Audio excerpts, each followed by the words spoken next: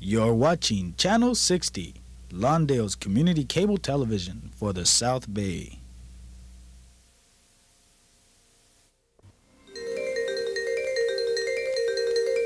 The following program has been made possible by a grant from the Lawndale Cable Usage Corporation.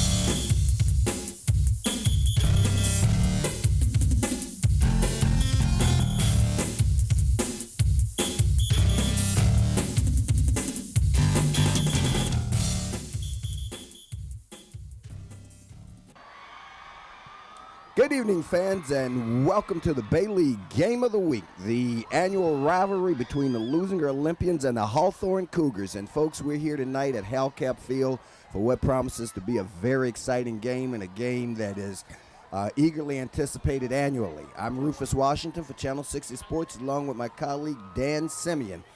Dan, we've waited for this game all year, and it's finally here. In fact, I was a day early. I came over last night because one report had said the game was on Thursday, but in fact, it's tonight, so I'm ready, and I'm sure you are. What do you expect tonight? Well, tonight's game, certainly the rivalry is a great one that they've had over a number of years. We're going to watch Kenneth Riley, the quarterback, along with Tiane Latu. Both passers should have a great night tonight. Unfortunately, Marcel Jameson is out for the Cougars. He's got a sprained ankle, and looks like Rob Fredrickson did not make the trip, but it should be a great game tonight, and I look for a lot of passing. And let's go down to field level for the opening coin toss, fans. Gentlemen, I understand that you guys probably know each other tonight. Just because you guys know each other, Leuzinger only talks to Leuzinger tonight. Hawthorne only talked to Hawthorne tonight, okay? We do not know about your relationships, if you guys are friends or whatever, okay? All we know is what team you play on. So do us that favor tonight, okay? After the game, you guys can talk all you want. I have a quarter right here. Here's a head, here's a tail. I'm going to toss it in the air. You're going to call it. If I drop it, we're going to reflip it, okay? He's called tails, correct, number one? Tails it is. You've won the toss. You can have your choice now or in the second half. You want to defer. Leuzinger has won the toss and will defer. That means it's your choice. You want the ball? Yes. Okay, which goal do you want to defend?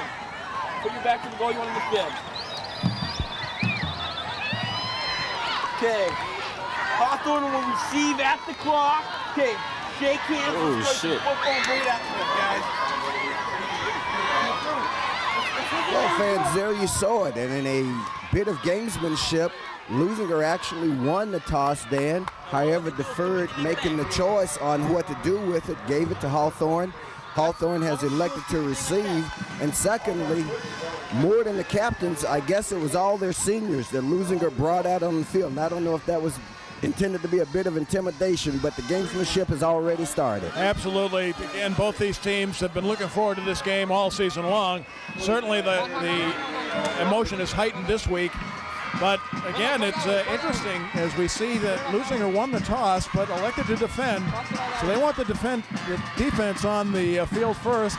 They've had some pretty good efforts. They had a pretty good effort last week at North. So we'll see what happens. Well, let's hand out a couple of compliments. First of all, to the staff and crew here at Hawthorne High School. The field appears in beautiful condition, and there you see the Leuzinger Olympians taking the field to rousing boos from the home crowd here at Halcap Field. Emotions are certainly running high. You look on the other side of the field, Leuzinger has a more than representative crowd here, and now the crowd turns to cheer their own Hawthorne Cougars. The Cougars, of course, clad in burgundy or red and gold, if you will. Leuzinger will be in white with the blue trim. And there you see the crowd giving a bow to the Hawthorne football team giving a bow to their crowd. I mean, we're just seeing so many things tonight. I mean, these guys, everybody seems to be trying to outdo each other before the game gets started, Dan. It's good to see. It really is. And again, I think Hawthorne giving a thanks to all the folks that have followed them all through the year, right from the cheerleaders right on up to the spectators that are here in the stands. There's electricity here at the field. It's great football, Bay League again. This will be a great contest tonight. This week in Daily Breeze Bay League rankings, or I should say South Bay rankings, Hawthorne comes in ranked number 4. Peninsula, of course, ranked number 1. Peninsula last night wrapped up the Bay League championship, Dan. They went undefeated for the first time under Coach Gary Gambrell, who's been there for 18 years. 10-0 overall, 7-0. You see Santa Monica is going to finish in second place. Hawthorne has an opportunity to finish in second as well. Inglewood at 4-3, Leuzinger at 2-4, form the bottom of the Bay League along with Torrance, North Torrance, and West. So our congratulations to the Peninsula Panthers for having won the Bay League championship for 1995 with an undefeated record. We're just about ready for the kickoff, fans. Kicking off for the Olympians, it's Chichoki Asumaway. And there we are, number 4, Robbie Hughes with the kickoff return. Heads up the left side, it's going to be brought down just as it crosses the 20-yard line by Jerome McGee. So it'll be 1st and 10 for the Cougars from their own 21-yard line. We're just underway here, fans. Interesting, tonight I spoke with Coach Greer for Leuzinger, and he had mentioned that Rob Fredrickson didn't make the trip for this game, and so he will not be in tonight, and the kicking duties will have to fall elsewhere, as he usually does the kickoffs. Satiana Latu, back at quarterback, had been out for several weeks with a shoulder injury, as you know. Looks back to pass, throws a pass, and this one nearly intercepted. In the vicinity for the Olympians was Milton Gutierrez, along with number 35, Katie Tuofu. Not a real crisp-looking pass there that time by Latu, Dan. Well, again, as they start off the game, there's a few nerves, a few bundles of energy here. Take a little while for the guys to settle down. There you see the Hawthorne offense led by Latu, number 9 at quarterback, Nick DeRica at split end, and we'll get the rest of them for you in just a moment, fans. 2nd down and 10 for the Cougars. They keep it on the ground this time as they go around the left side. Milton Gutierrez in on the stop. Milton Gutierrez with the carry, and in on the stop, Curtis Chambers. Also tonight, I mentioned earlier, Marcel Jameson with a sprained ankle will not play, and so Gutierrez will see a lot of duty in terms of carrying the ball. Jameson, of course, the leading rusher for the Cougars. Once again, they keep it on the ground. Gutierrez with the carry, and he's going to be short of the first down. It's going to bring up a punting situation for the Cougars. So the Cougars then open up rather conservatively, as you mentioned, with Marcel Jameson out. Does change their rushing attack a little bit. They actually are sort of getting to know each other all over again, with Latu having been out for almost a month. That's right, and of course with Malachi Yui, who is also coming off an injury, it will take some time to get used to again, but they will soon. There's a punt fielded by the Olympians at the 45, and he's going to be tackled right there by a host of Cougars. Fielding the punt was Marquise Williams, and we've seen Marquise do a very good job this year for the Olympians on punt returns.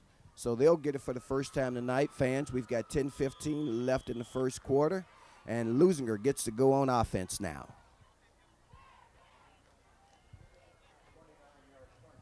Although I'm having a little difficulty with my headset, fans, we'll work through that nonetheless. Ken Riley, of course, the quarterback. This year, one of the changes that head coach Bobby Greer in his first year made. There's a pitch back. It's going to be Miss Hamlin. This is recovered by the Cougars. So there's the first turnover. Recovering for the Cougars, was Gabriel Torres for the Cougars. Gabriel Torres coming up from his defensive end position, picking that ball. That pitch just didn't make it.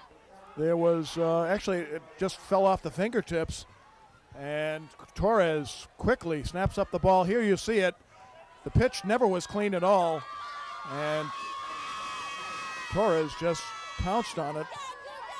The pitch intended for Keith Miller. Yeah. So the Cougars go back on offense here. As Dan said earlier, a case of the jitters, I think probably on both sides. Now we got a different quarterback in for the Olympians, for the Cougars. That's number 35. Ketty. That's Kete Teafu rather. And the pass was complete to Malachi Huey. Coach Robbins said there was going to be some surprises tonight, and I guess he has one because that's the first time we've seen Ketty over center. Of course, we saw Herb Shedd quite a few times this season during the period of time that Latu was out with the injury. Yank my cable. Latu split to the left. So we're seeing a number of interesting wrinkles here by the Cougars. Once again, they keep it on the ground. There's Gutierrez, and he's out near first down. Well, if they're seeking to confuse the Olympians, Dan, you're probably doing a good job of it because they sure have me confused up here. They certainly have. We're both confused to some extent here, but it's positive from the standpoint of the ground game working real well. And again, Ketty at quarterback has been an interesting wrinkle. So it's 3rd down and 2 for the Cougars. We've got 8 minutes left in the first quarter here. Now you have Latu back under center at quarterback. Latu keeps it himself, turns up, and he's going to be near the first down, but I think he may be just a bit short. In on the stop for the Olympians was Curtis Chambers. Ketty will come out. Here you see it again. Latu was going to pitch it, but he went inside as he eluded number 54, Chris Peck of the Olympians, and picked up a couple of yards. It was enough for the first down, so it's 1st and 10 now for the Cougars from the Leuzinger 32-yard line. Latu with the pitch back once again to Gutierrez. He goes around the left side, picks up about 3 before he's brought down. Nice block in there by Jorge Camacho. Great block as he took the defensive end, knocked him out to the left, allowing Gutierrez to cut inside and pick up some yards. The Cougars trying to capitalize on the Olympian turnover. The Olympians had at 1st and 10 at their own 40-yard line, and on their first play of the game from scrimmage, they fumbled it on a bad pitch from Riley to Keith Miller. And now the Cougars have it, and they're marching toward the Olympian goal line. There to keep it on the ground, that's Malachi Yu, and he's going to go in untouched. A 28-yard run for Malachi Huey, and at the 6:57 mark, the Cougars get on the board first, Dan. Right up the middle, Malachi Huey. Here it is again, right there. He goes right to the right of center. Nobody touches him, and it's just a cakewalk into the end zone. Great play, great call. The offense looks pretty sharp at this point.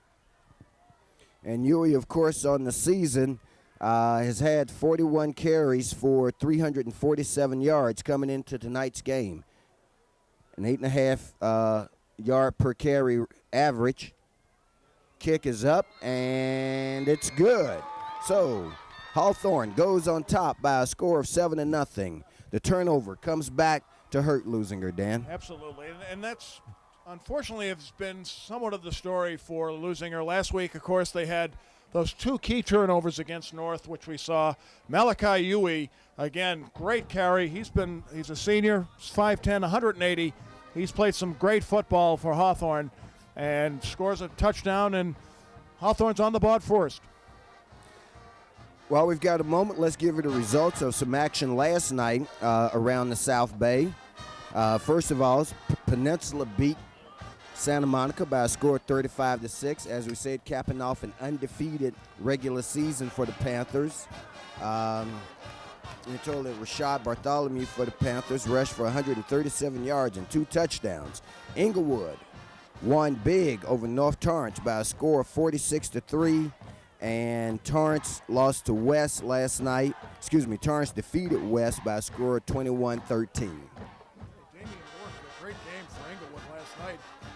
14 for 20. He was actually late for the game and threw 5 touchdowns. Here's a kickoff taken deep by the Olympians. They're going to bring it out, heading upfield and crossing the 15 out to about the 16-yard line for the Olympians was Jerome McGee. So the Olympians with their second chance at it, now trailing by a score of 7-0, will seek to get on track. They've only had one offensive play in the game so far.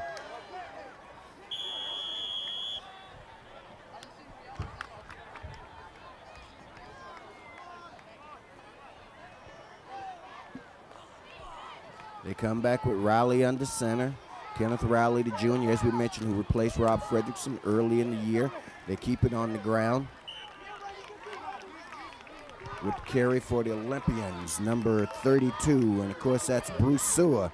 And Bruce actually got a lot of calls last week in the North game, Dan, and had a couple of good carries for the Olympians. Had a great run, for a touchdown, a similar play to what Malachi Huey just scored on. Had a great burst of energy and then went right through the line for a touchdown. So it's a 2nd down and 3. They give him a gain of 7 on the carry.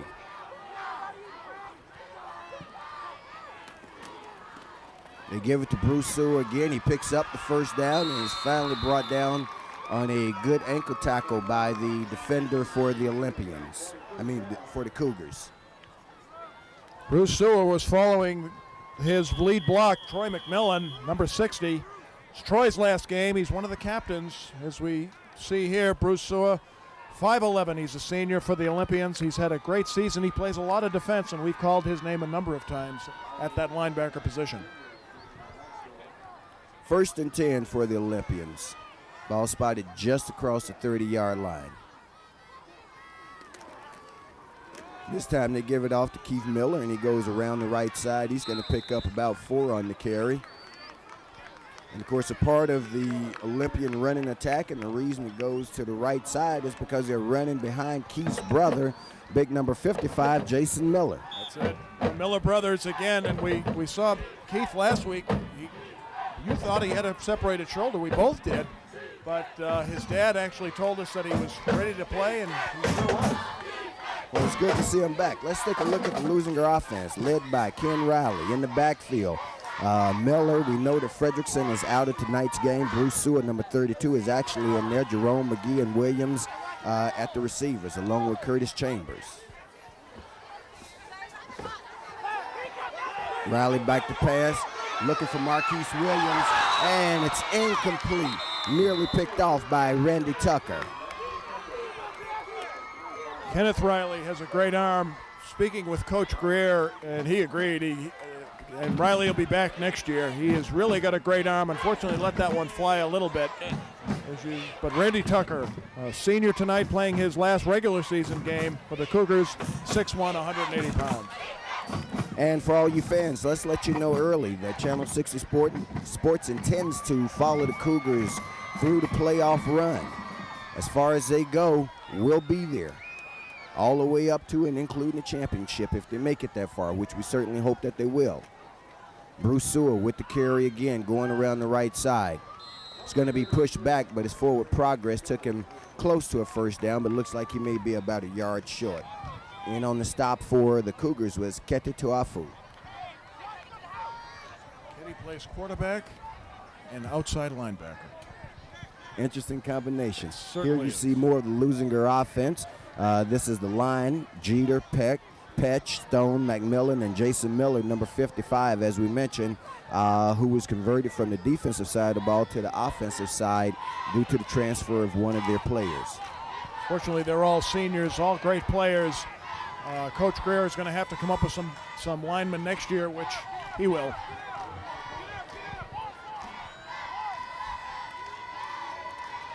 Looks like there's a fumble on the play, and if it is, Hawthorne thinks they've recovered. Let's see what the official indication is.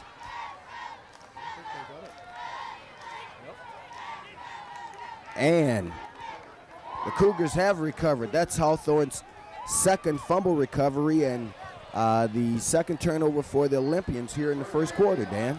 Well, again, that is unfortunately that's been their doing for the past couple of weeks. Turnovers have really cost them. In this case, again, another fumble recovery here in the first period, and you'll see it right there. The ball squirts loose, picked up by the Cougars, gives them another opportunity over the 50-yard line. They've got great field position. Looks like we've got a timeout on the field. And actually, they fumbled in virtually the same spot as was the first fumble. I think Coach Greer is asking the umpire if the whistle was a little quick on that play.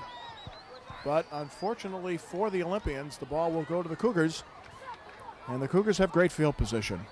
Cougars already have a touchdown off the turnover, looking to extend their 7-0 lead right now as we're still in the first quarter with 3:35 left.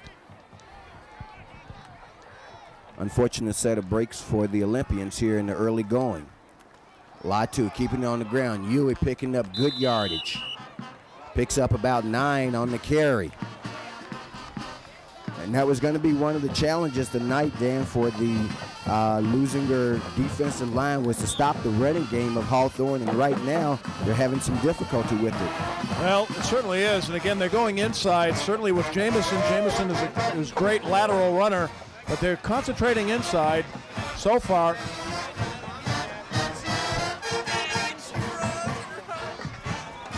Now we have Kete Tafu back on the center again. Passes out to Latu, the quarterback. Latu's going to be out near the first down. In on the stop for the Cougars was Chris Rogers. Looks like when Kete is in the game, he's going to throw that soft pass to the left to Latu to try and spring him. So it's going to be a 3rd down and 1 for the Cougars now from the Olympian 28-yard line, let's call it. Leuzinger, of course, wanting to play the role of spoiler tonight, Dan. Right. You know, over the last 9 years that these teams have played, the record is 3-3-3. Uh-oh,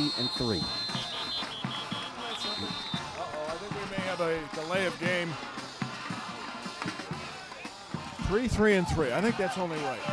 On Hawthorne. 3rd down. And it is indeed a delay of game called against the Cougars. That's going to make it a 3rd down and 6 for them now.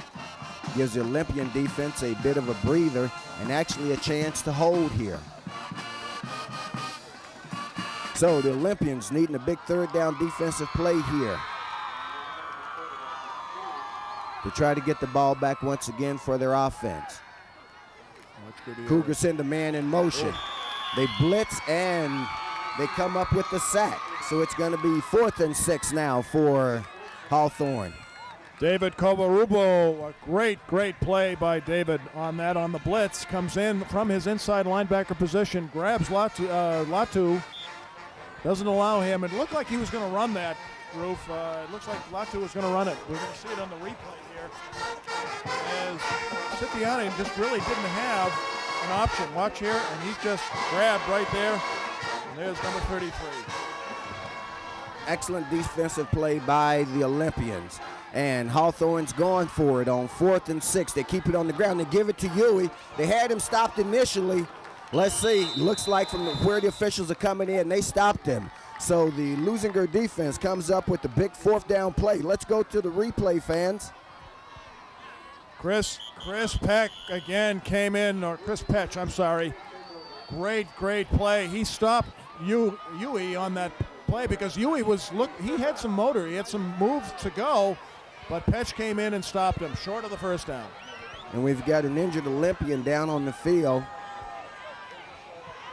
Let's see if we can get a look at it. That's number 8. Of course, that's Jerome McGee. No, I'm being told instead that it's Chris Rogers, number 18. I apologize. Chris Rogers, a 6'1" junior, so he'll be coming back next year.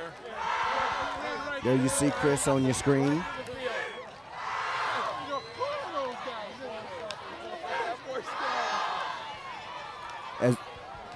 As they attend to Chris Rogers fans, if we get a moment, we will go back to that last replay, the 4th down play by the Olympians where they stopped Huey.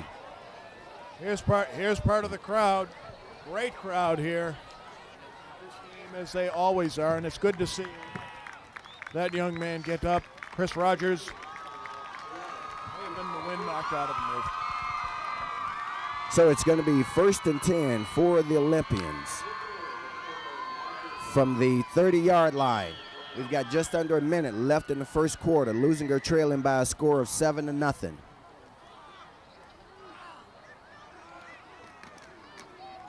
Riley with a nice inside handoff. Good for only a couple of yards, but there was a quick flag on the play. So let's see what the official call is here.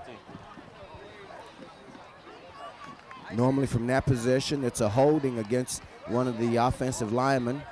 No, but instead, it's going to be offside against the Olympians. So that's going to back them up 5 yards.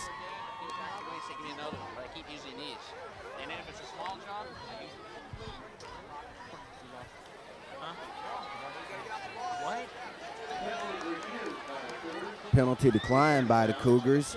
So it's going to be a 2nd down and looks like about 2nd and 8, Dan. That's the second interesting decision that has been made tonight. The first one was the kickoff. Looks like both teams are saying, hey, don't give me nothing. I'll earn it on my own. There you go. Great running there by the Olympians. Keith Miller. Now you've got a flag on the play. And I think that the second flag may be a sportsmanship penalty. They go like this. They go like this. Looks like they're going to call this one tight. The referees, I'm sure, are well aware of the nature of this rivalry and the intensity of it. And it looks like their intent is to keep it well under control. There's a face mask penalty called against the Cougars. Personal foul penalty called. We had two flags on the play, fans. The first flag was for the face mask against the Cougars, and the second flag was a personal foul. Here you see on the replay, Miller hitting the hole, running very well. We'll try to catch the face mask, which is what they called initially. And there you see it right there. Here's the face mask by number 17, and then you see the later hit in. So the set of penalties gives Leuzinger is going to improve their field position because they're going to mark them off separately. That's 30 yards worth of penalties, Dan. That's actually that's the best gain so far in this first quarter, and it will put them down to the 25-yard line.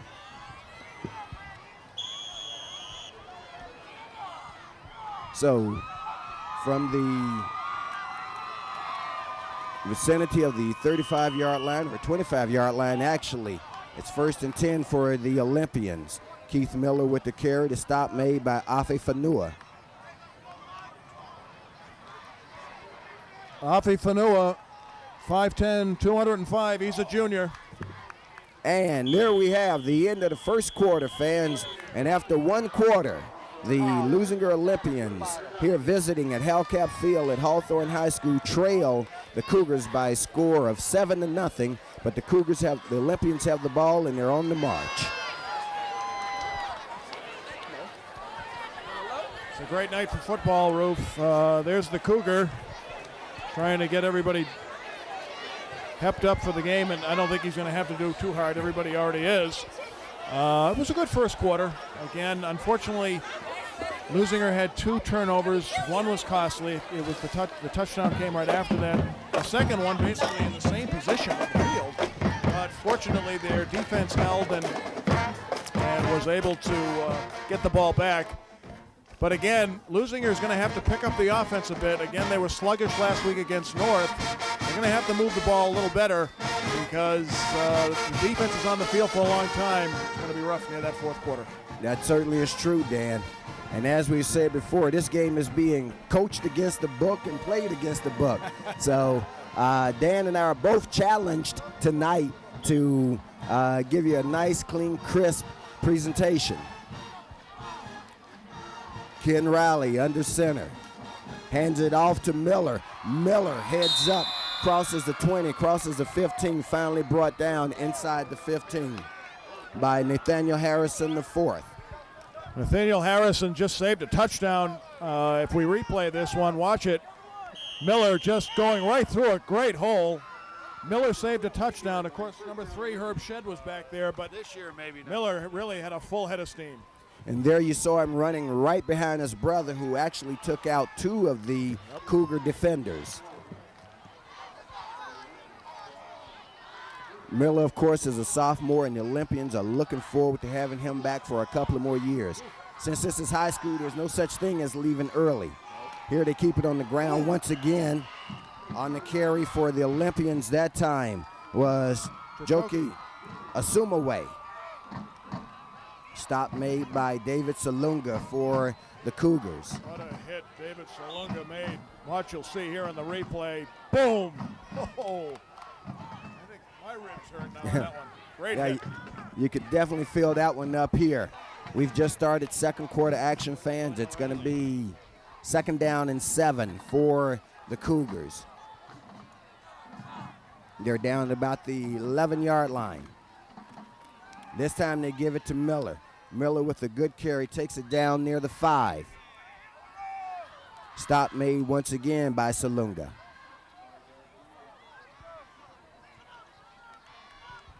We noted last week, as Dan mentioned to you earlier, Keith Miller injured his shoulder right at the end of the first half of the North game, and in fact, we thought he was out of the game. His own dad even thought he was out of the game because we got the medical report from no less than a reliable authority than his father.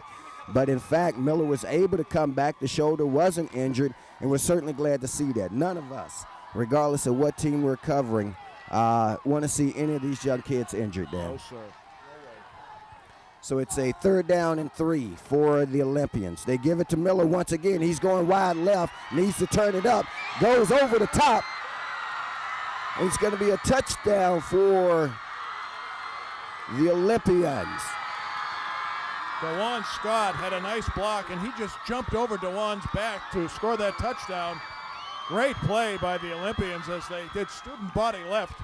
Keith Miller with the carry and the score for the Olympians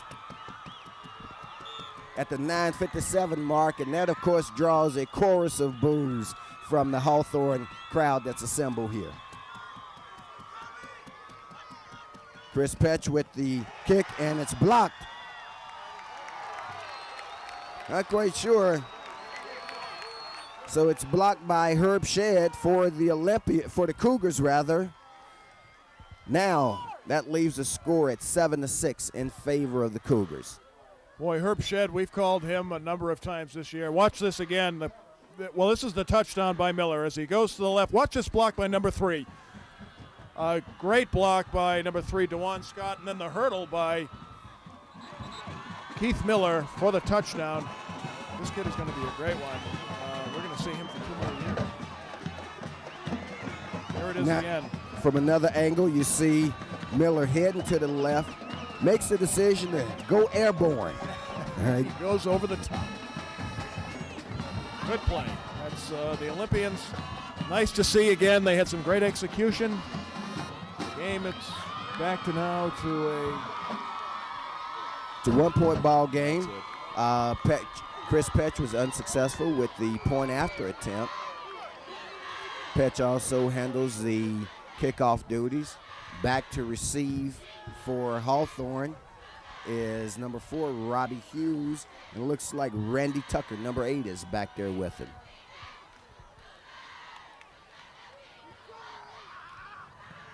This kick is going to be handled by one of the up guys. Well, he lets it go. Robbie Hughes, number 4, picks it up. Hughes has some running room. Petch is the last man he can get him. He doesn't. He's being chased by a couple of Olympians. They aren't going to get him. No touchdown, Hawthorne. Robbie Hughes with the 80-yard kickoff return for the touchdown. And that gets the Hawthorne crowd on their feet. Boy, that brings everybody up. Robbie Hughes, great run. There was some great blocks in there on that play as the ball, actually Ketty had it and then let it go. Watch it here. He lets the ball go. Robbie Hughes is going to pick it up just like a shortstop, really. And now Ketty had a great block there. And we see some great running by Robbie Hughes as he eludes number 30, James Murray, and then he's off to the races. Great play. Great play by the special teams for the Cougars, and they They went for the two-point conversion afterwards, and they were successful on it. So that makes it a 15-6 lead now for the Cougars with 9:44 left here in the first half. And let's not shortchange Robbie Hughes on that. That was actually an 85-yard kickoff return. Great play. That was special teams were outstanding on that play. It was a beautiful wedge, and then he just went up the middle. And after he eluded two players, Chris Petch actually was one of them, number 54, and he sidestepped him, and he was off to the races. Great play. The smaller, quicker man won that battle, Dan. As you say, Petch was there anticipating him. It was a one-on-one move, almost just as in basketball, and Robbie Hughes gave him a fake left, went right, and that was all she wrote. That's it. Well, we'll see if the Olympians can march back now. One of the guys back to receive for the Olympians, of course, is Marquise Williams. Marquise doesn't handle it this time. Instead, number 8 for the Olympians handles it, and that's Jerome McGee. And McGee brings it out to the 25-yard line, where it's going to be 1st and 10 for the Olympians. 9:38 left in the first half, fans. Olympians trailing by a score of 15-6, as we have seen a lot of action already, Dan, in about the first 15 minutes of this game. It really is. It's almost like a half has already been played from the standpoint of the amount of hitting that's gone on. Again, a great rivalry. It's everything that we expected it to be. Ken Riley takes a snap, hands off. Flag is going to be on the play. As they unfold, let's see, that was Bruce Sewell with the carry. But we do have a flag on the play. And the officiating crew tonight giving us a whole lot of help by giving us a clear indication of what the calls are, and that call will go against the Olympians. Movement on the offensive line. And once again, Hawthorne declines a penalty. They'll take the play because it's going to be a 2nd down and 10 rather than giving an extra down here. That's confidence in your defense. So it's 2nd down and 10 for the Cougars.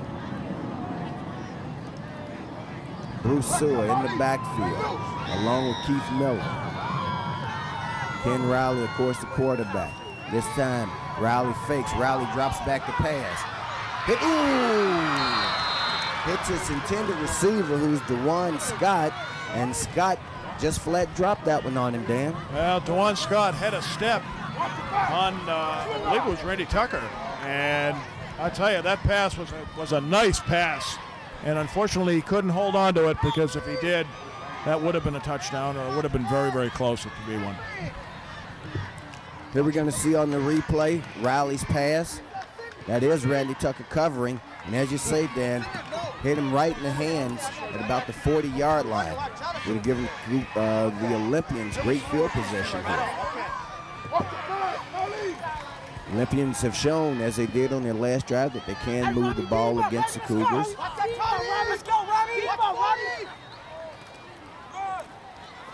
Once again, he drops back to pass. Going to try the same play all over again. This time it's incomplete and nearly picked off by the Cougars.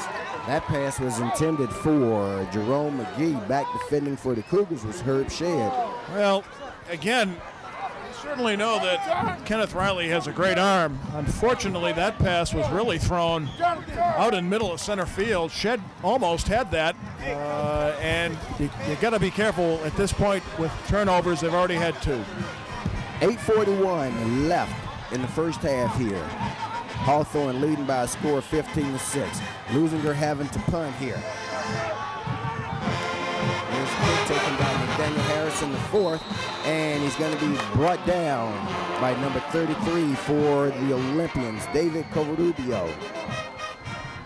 Covarubio had his hands on him just after he got the ball, and Nathaniel Harrison, we saw him a couple of weeks back return one for a touchdown on a punt return. Great sideline run for him. But Covarubio was Johnny on the spot, and it will give Hawthorne the ball just at their about 44-yard line. Both of these teams have excellent return men, as you mentioned, Dan. Nathaniel Harrison, the fourth for the for the Cougars. Here the Cougars keep it on the ground. That's Huey with the carry.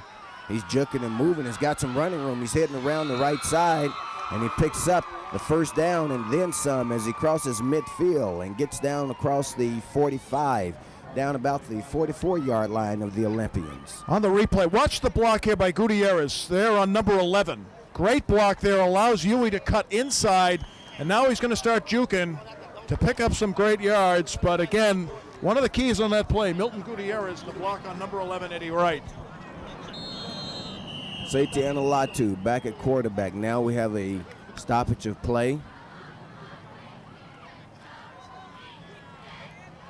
Looks like the indication that it is a timeout being taken by the Olympians. Olympians here wanting to get their defense set, Dan, trailing by a score of 15-6 with 7:57 left in the first half, and Hawthorne once again in the territory. You don't want to get too far down to a team like Hawthorne. That can spell a lot of trouble for you. Certainly not at home. Again, the crowd will go bananas if they score certainly a touchdown, as certainly any crowd will, but here you're away from home. You want to keep the momentum as even as you can. The defense for the Olympians, they bend, but they really don't break, and so they've been on the field a lot this year, which is good in one way. They're getting a lot of experience. Bad in another way. They get kind of tired. But the good thing about it is that they're executing, and again, if they can keep Hawthorne out of the end zone for this trip, it'll be good stead for them, and hopefully the offense might be able to pick it up.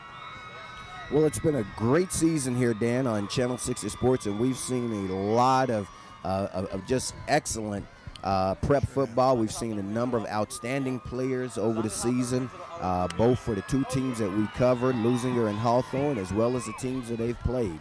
But this represents the end of the regular season, fans. They keep it on the ground once again. Huey with the carry, crosses the 40, down around the 39-yard line. Stop made by Curtis Chambers of the Olympians. Hurry up. Hawthorne now running its version of the hurry-up offense. Mass confusion on the Leuzinger defensive side of the ball. Here to give it to Huey. Huey's heading upfield, and they finally bring him down. A touchdown-saving tackle made by number 40 for the Olympians, and of course that's Curtis Chambers. Again, the hurry-up offense really didn't allow the Olympians to get set. Curtis Chambers saved a touchdown for the Olympians, but again, Malachi Huey right on the line, very fast, right through the line, had a great carry. The Cougars are on the march. And it's a 1st and 10 for the Cougars. Well, now we've got a stoppage of play on the field. Here you see on the replay, Huey hitting the hole, and boy, he was just about gone before Curtis Chambers was able to bring him down from behind. He sidestepped Chris Rogers. Chris Rogers kind of gave an arm, and Huey certainly wasn't going to have any of it.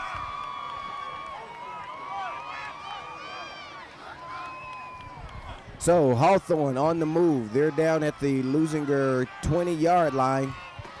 Once again, they keep it on the ground. This is Huey. He's coming wide left. He goes down, fumbles, and it's recovered by the Olympians. So there's a break in favor of the Olympians. Recovering is Jeffrey Gapello for the Olympians. Malachi Huey had a head of steam again, but unfortunately the ball, you'll see it on the replay. Look at a great hole here, some great blocking, but he got stripped. The ball was stripped. Chambers again, and the ball recovered by number 6, Jeffrey Capello. Great play on the defensive side of the ball by the Olympians. And let's give Miguel Panty credit for that strip. So Leuzinger, the beneficiary of a turnover this time. And actually it couldn't have come at a better time for him, as we see Keith Miller with the carry, because Hawthorne was on the march and they lead already by a score of 15-6, and that would have been a tough blow for Leuzinger to take if Hawthorne had scored again. On that stop by just there, Buck McCorvey. I was waiting to call his name, Big Buck. It's going to be a 2nd down and 3 for the Olympians now. 7 yards on the carry for Keith Miller. They need to get just across the 25-yard line. Once again, they keep it on the ground. Miller with the carry. On the stop, Afi Fanua for the Cougars. 5:57 left in the first half, fans. And they give him credit for the first down. So some positive momentum here for the Olympians as they look to control the ball for the remainder of this half. Obviously wanting to push it across and draw a little closer.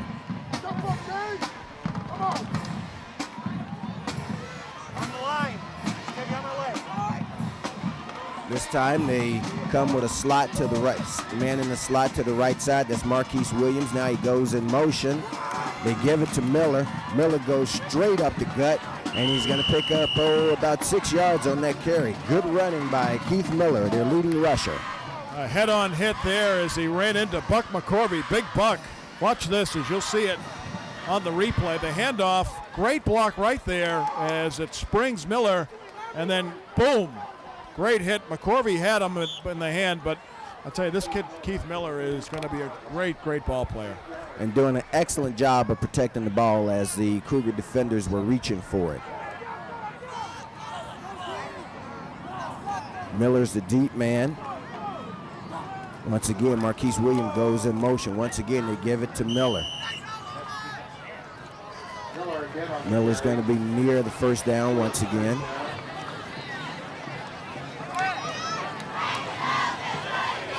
Looks like they're going to ask for the measurement.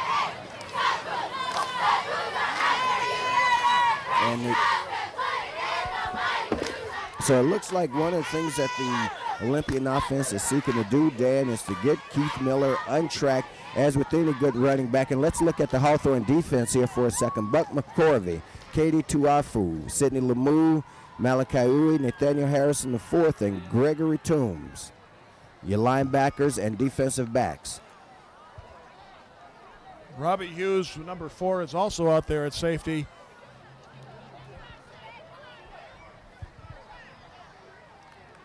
And it's a first down on the measurement for the Cougars. For the Olympians.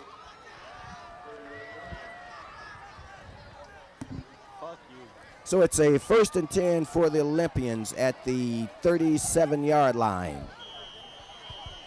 With 4.5 minutes left and the clock running.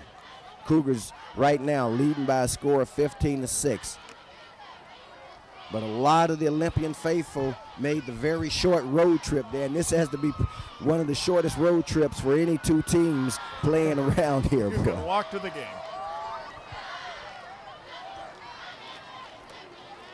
They fake the handoff. Here's the pass.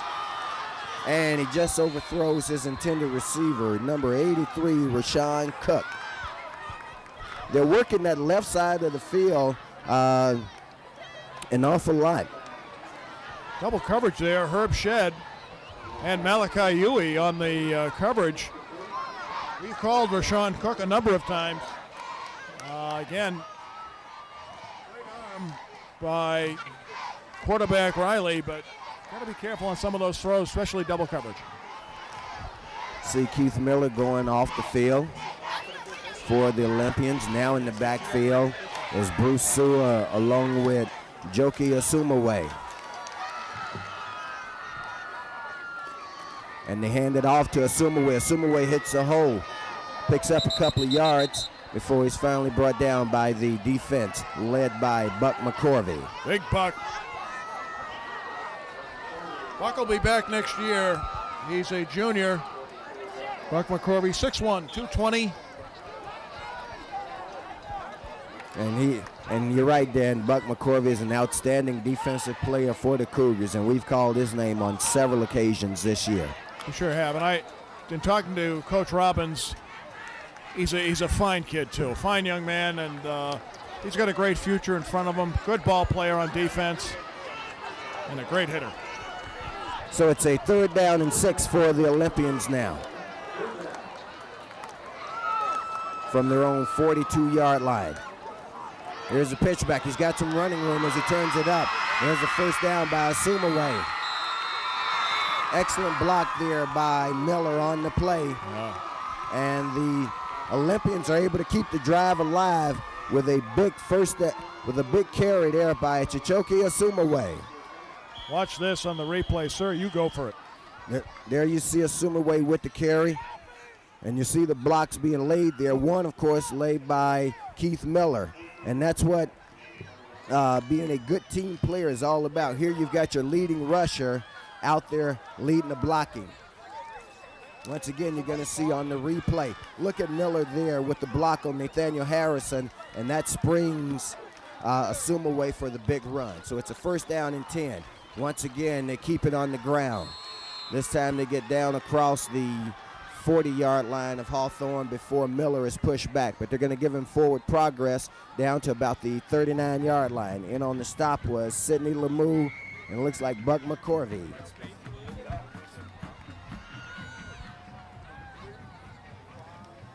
Time starting to become a bit of a factor for the Olympians as we're down to just about 2 minutes left in the first half here.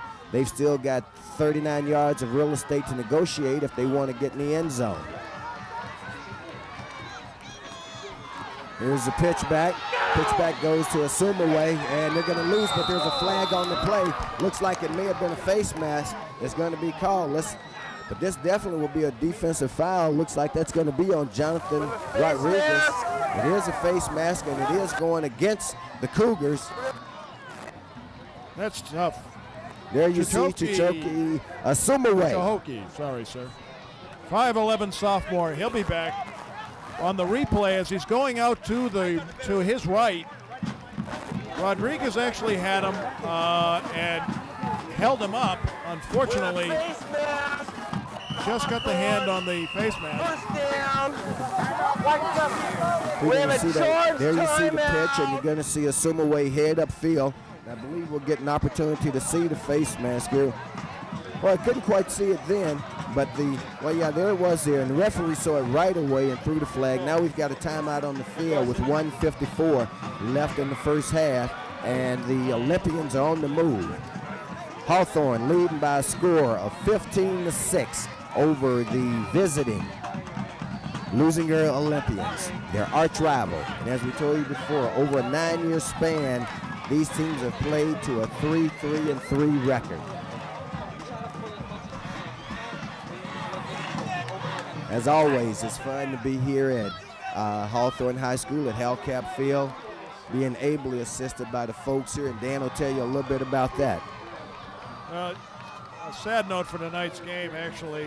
Dale Craig, who's a statistician here at Hawthorne, one of the great supporters and one of the great guys behind the Cougar athletic effort. His cousin David Mason passed away today. He was 43, and our condolences out to his family, the Mason family, for the loss today.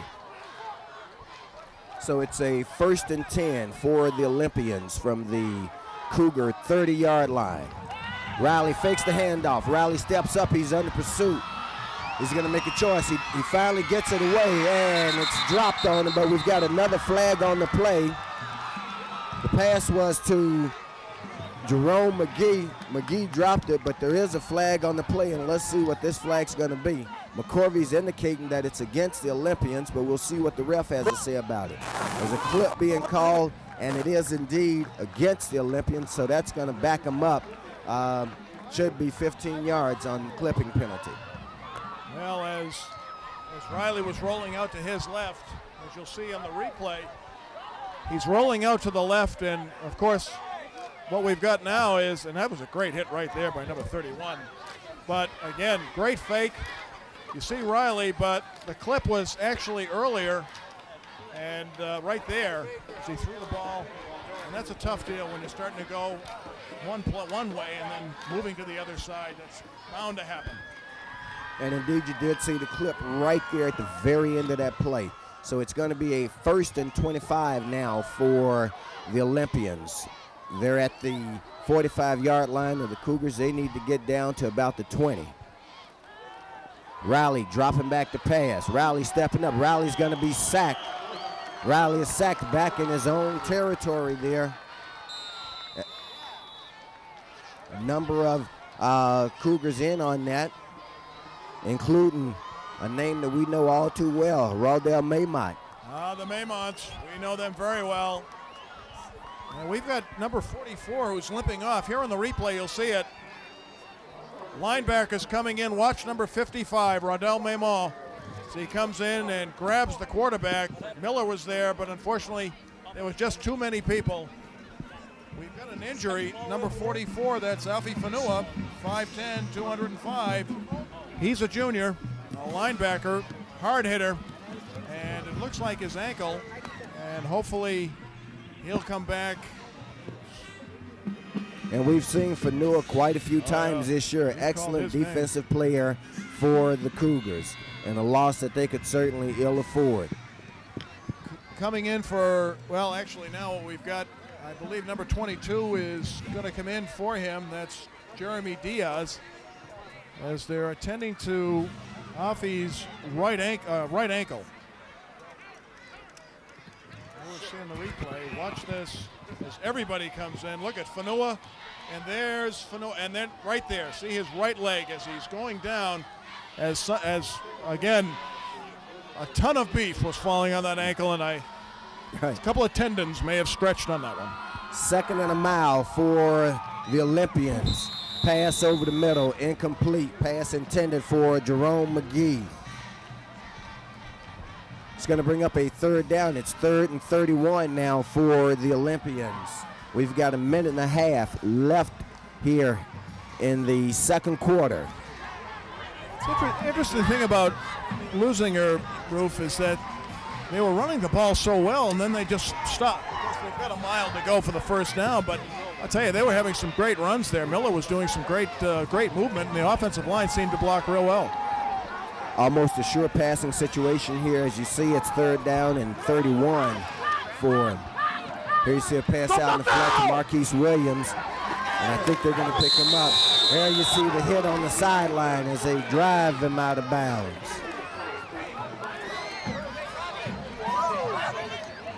Herb Shedd, Marquise Williams, 6'2", he's a sophomore. This team is going to be unbelievable next year. Excellent return man, as you know, for the Olympians as well. Here you're going to see Riley dropping back, throws a lateral kind of pass out to Williams.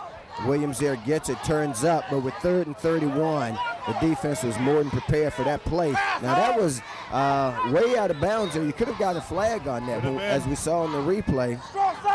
So the Olympians on a 4th and long are going to go for it here. Here's Riley's pass. He's got a man.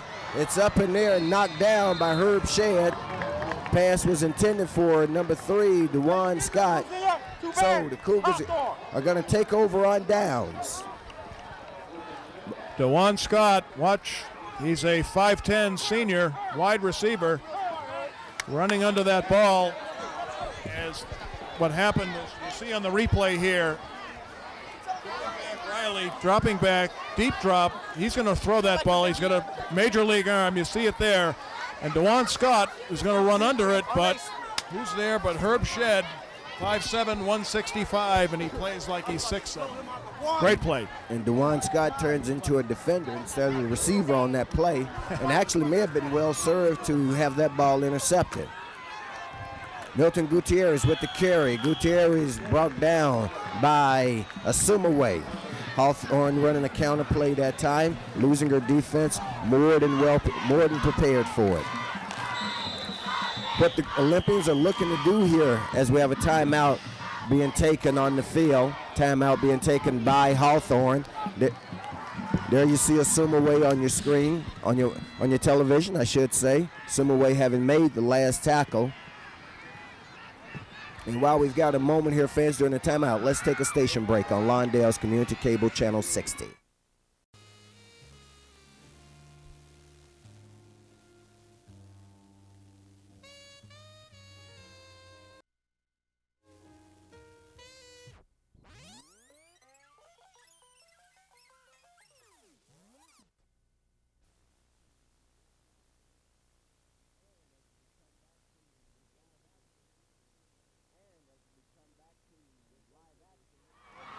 And as we come back to live action, We'll go to the play that occurred right after the timeout here. It was a pass from Latu to Nick DeRico, which was actually good for a first down. Actually, you say he was an inch short of the first down, Dan, so it's going to be a third down and very short.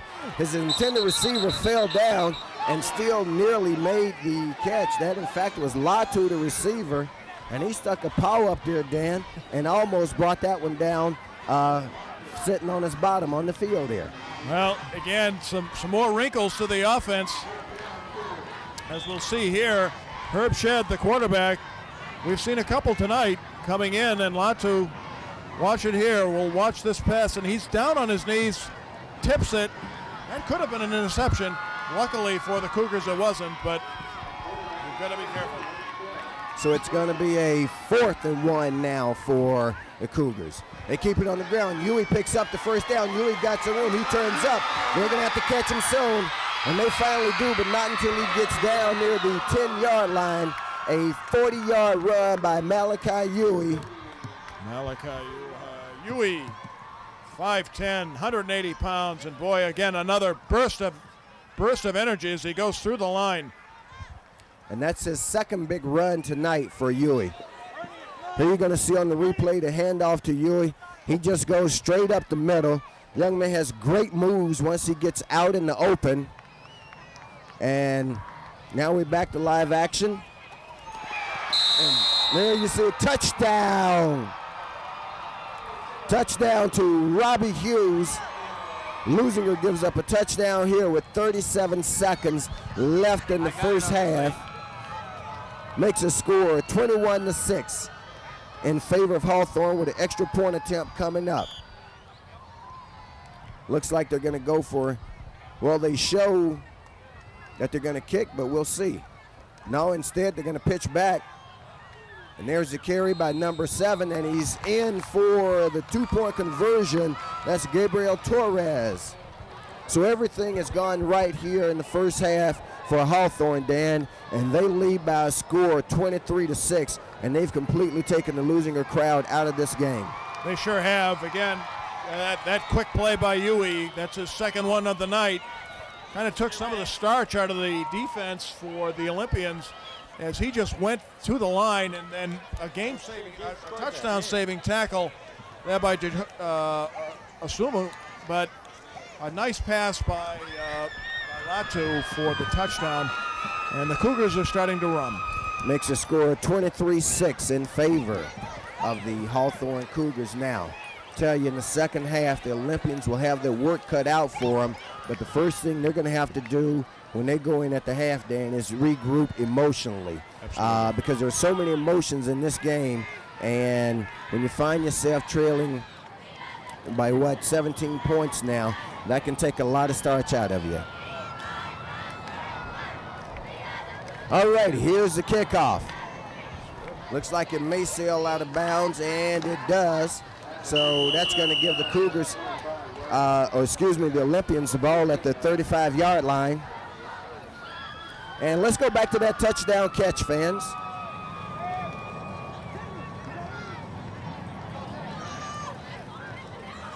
Here you're going to see it on your screen. Number 4, Robbie Hughes, just running right under it. Curtis Chambers there, or James Murray, I should say, looking to defend. Robbie Hughes makes a beautiful catch, gets the feet down in bounds, and they put 6 points on the board. Nice play. Nice play.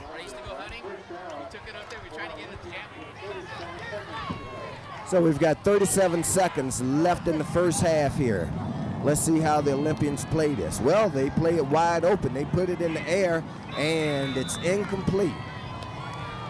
And a mix-up there between Chris Rogers, 18, and Jerome McGee. Unfortunately, they ran into each other, and that pass was supposed to go to McGee, but unfortunately, McGee wasn't there because he ran in number 18.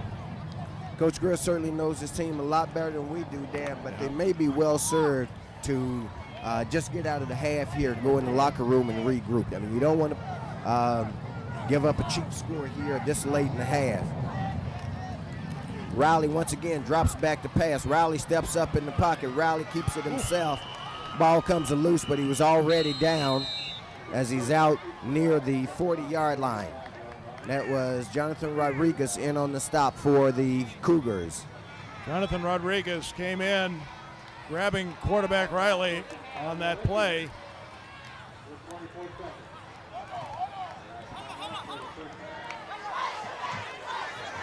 "24 seconds, it looks like we've got a timeout." And now let's go to a replay of the last down, fans. And we'll recap that action for you. Here you see Riley dropping back the pass, and they've shown pass on every play during this series. Then he steps up in the pocket, has some running room. There you see the pursuit being made there as Jonathan Rodriguez came completely around the line there. And that play was away from him, but the young man showing excellent football skills and talent. Never gave up on it, stayed with it all the way, and got in and made the stop. Nice to see. Didn't stop on the play. Jonathan Rodriguez, 5'10", 185 pounds. He's a junior, so we're going to see him next year as well. 3rd down and 5 for the Olympians now. We've got 24 seconds left in the first half. Riley dropping back the pass again. Riley does pass. Pass incomplete. Nearly intercepted by Nathaniel Harrison, the 4th. And that interception is going to bring up a 4th down.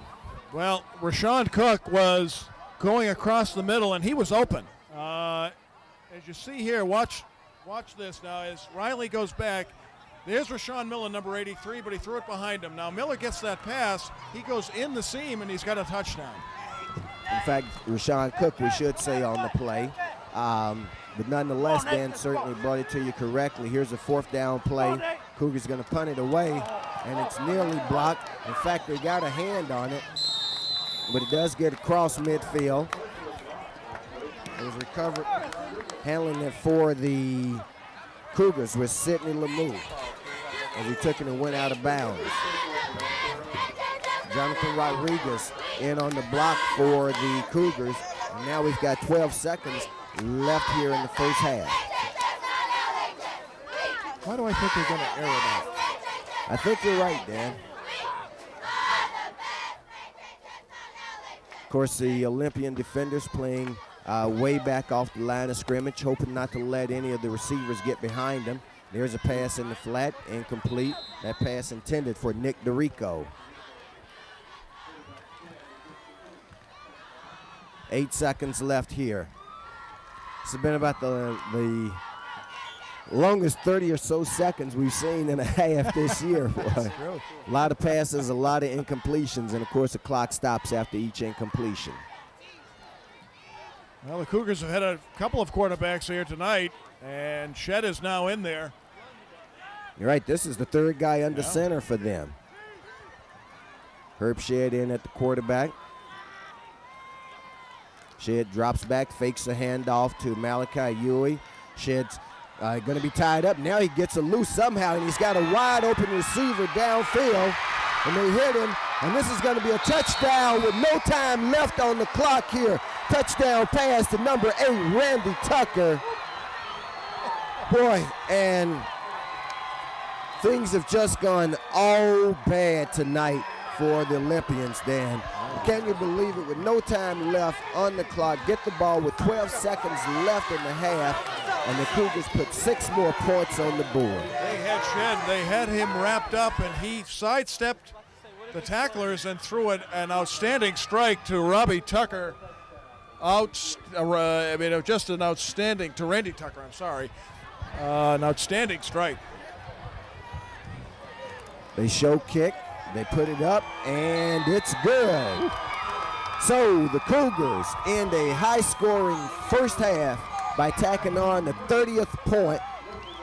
And as we go to the half, fans, let's go to the replay here. You're going to see Herb Shedd drop back. When he steps up into the containment, the Olympians actually nearly have him here for a loss. Somehow or another, he scrambles out of it, keeps his wits, lets the ball go downfield for Randy Tucker, a wide open Randy Tucker, we might add. The defensive coverage gets there just too late as Randy Tucker crosses a goal line.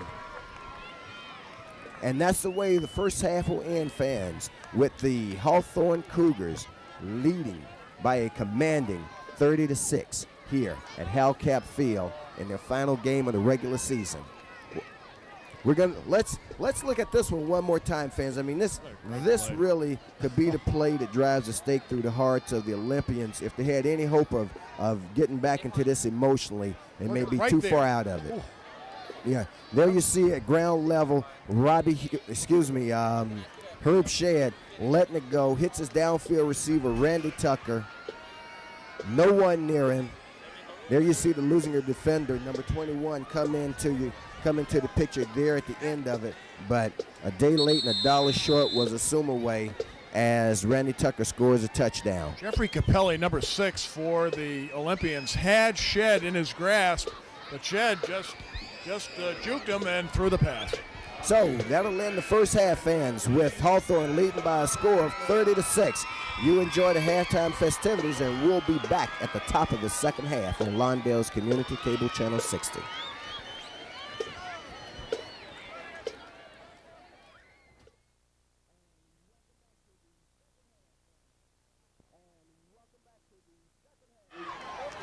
And welcome back to the second half, fans, as the captains take the field once again for the second half ceremonies as such. Of course, we know that Leuzinger will be receiving to open the second half, and right now they're going to need every advantage they can get, Dan, as they trail by a score of 30-6, as Hawthorne just scored just about every way imaginable here in the first half.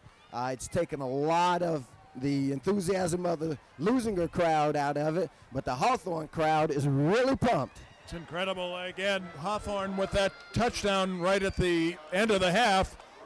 There's a big hill that Leuzinger is going to have to climb, and one of the great players for the Cougars, Malachi Uwe, 8 carries, 126 yards. And so he's been one of the stars. He has 2 touchdowns tonight. He's had a great game. Herb Shedd, of course, 3 for 5 with 84 yards, and one of those being a big touchdown there to end the first half with no time left on the clock. Leuzinger found themselves down by another 6 points, and they closed out the first half trailing 30-6. The Hawthorne crowd, as we mentioned before, real excited about what's happened here. Leuzinger can do a couple of things, though, Dan. One, they can come out and show their intestinal fortitude and show that, hey, we're going to play regardless and mount some sort of effort. They're going to have to play better on defense, though. There's no question about it. Again, there's a number of seniors that are going to be playing their last game for Leuzinger tonight. So watch them to really pick up the pace. Leuzinger's they played great all year long. The second half really should be full of a lot of fireworks for both clubs. And there you see number 35, C.J. Brown, as he takes the field, giving a bow to the Hawthorne crowd, which wasn't well received. I might mention then that as I noticed the players coming out, just from this observer, it doesn't appear to be a good sign for Leuzinger, in as much as, I mean, there was just no enthusiasm when the players took the field whatsoever. No, really it wasn't. Again, this is a young team, so 30-6, that's a big score, but we've got a lot of football left. Let's see what happens. Again, there are a number of seniors playing their last ball game tonight. Marquise Williams, Rashawn Cook, and Jerome McGee back to receive. McGee catches it. McGee heads up. He's got some running room. McGee has a man to beat. McGee gets him off to a good start here in the second half by bringing it out across the 40-yard line. A touchdown-saving tackle perhaps made by Johnny Shavers. But that does a lot for your momentum right there. Let's look at the replay again, fans, as this ball is going to settle over on the right side of the field in the hands of Jerome McGee. Good blocking there. And McGee was just about on his way there. So Leuzinger gets good field position to open the second half. Here at the 40-yard line, they give it to Miller. And Miller picks up good yardage on the play before he's finally brought down. Buck McCorvey in on the stop. along with number 33. And, of course, we know that that's David Salunga. And David, in the first half, you recall, had a big hit. Salunga's a junior. He'll be back next year as a part of the Hawthorne attack. This very young Leuzinger team has taken its lumps this year. They've been up and down. I mean, their watershed mark, of course, was when they defeated Inglewood at home by a score of 19-0. Inglewood, at that point, had only lost one game. Since then, things have gone south for them now. Here's Miller with the carry, and it's going to be brought down after a very short gain on the play. Nathaniel Harrison, the fourth, in on the stop for the Cougars. It's going to bring up a third down for the Olympians now. And, of course, they're needing to pick up first downs in a bunch. They've got 24 points to try to make up over the next 22 minutes. You almost had a fall?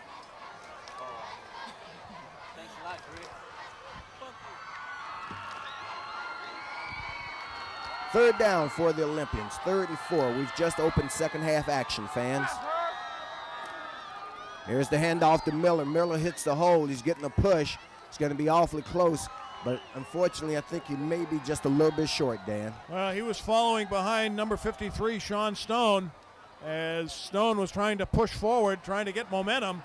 I think they're going to have a measurement on this one. It looks awfully close. Maybe just a bit short. No, I guess not. They're going to call it off. Yeah, the referee's indicating 4th down. He's saying I can eyeball it from here and tell. Now it looks like, well, there's an official timeout, and it looks like Leuzinger has requested that they measure it. And I think more than anything else, they're going to be short, but they wanted to see how short they are, give them some indication of certainly affects the play that you call, depending on how many yards you need to pick up. Certainly makes sense. Again, Coach Greer wants to get an idea as to what is necessary to pick up the first down. Also gives them the time to be able to identify what the play is going to be, and I think we're going to see Miller as it's just about a football short. 4th and a football is what it is for the Olympians. Decision-making time right here, right now. Keith Miller over the left side. Obvious that the Olympians are going to go for it here on 4th and short. I suspect that you'll see Riley keep it himself, Dan. Could very well be. That would be certainly only got a safe foot call. to go. Well, you called it right. They hand it off. They pick up the first down as Miller does the work for the Olympians. Went behind the block of Darrell Jeter. Again, Keith Miller, who's the leading rusher for the Olympians, over 600 yards on the season. And although Leuzinger didn't post his stats in the Times in the Daily Breeze this week, we know that Keith Miller has been one of the leading rushers that we've seen all season, Dan. No question about it. Keith Miller's had some great ball games. Great athlete. Again, he's helped make them forget about Derek Norris, who moved to Inglewood. He's got a great future ahead of him. 1st and 10 for the Olympians from the 46-yard line. And Riley is going to be sacked back at midfield. Afi Fanua, Dan. There's that name again. Afi didn't pick up. He didn't go for the fake this time and actually came in and grabbed number 7, Kenneth Riley. Alfie Fanua, Jr., he's coming back. Again, there's a lot of good defensive ball players coming back. Big Buck, Alfie on the linebacker side. Loss of 4 for the Olympians makes it a 2nd down and 14 now. Ball position directly on the midfield stripe. We've got 8 minutes left here in the 3rd quarter. Leuzinger trailing by a score of 30-6. There's a fake pitch. Riley keeps it himself. Riley slips and falls on the field. Just hit a slick spot, Dan, and went down. Nathaniel Harrison was there to make sure he stayed down. We saw David Salunga as well, and when you look at David Salunga staring you in the face, I might slip too. Unfortunately, though, he came across an area on the field, just didn't get the footing. But it was interesting to look at DeJuan Scott, number 3, was coming open there on the right side. So watch that play. So with 7:35 left here in the 3rd quarter, Leuzinger trailing by a score of 30-6. They find themselves in another 3rd and long situation, 3rd down and 15. Trips left. They show pass, they give it to Sua. That doesn't fool Hawthorne at all. And it's going to be a 4th and long, and you may see them punting here. Bruce Sua with the carry. Leuzinger tried the draw play to catch him off guard, anticipating the pass, but it didn't work. This time the Olympians will punt away, or at least let's say they are going in punt formation. I think we've learned tonight, Dan, not to predict anything. Ooh. But he gets the punt away cleanly. Come on, Randy! Randy Tucker back to field, it lets it bounce. Now from his own goal line starts to turn upfield, still on his feet, and he's going to be brought down out near his own 20-yard line. Good special teams coverage that time by the Olympians. And for the first time in the second half, the Hawthorne Cougars go back on offense. We've got an injured player for Leuzinger on the field, and we'll try and zoom in and see who that is on the coverage.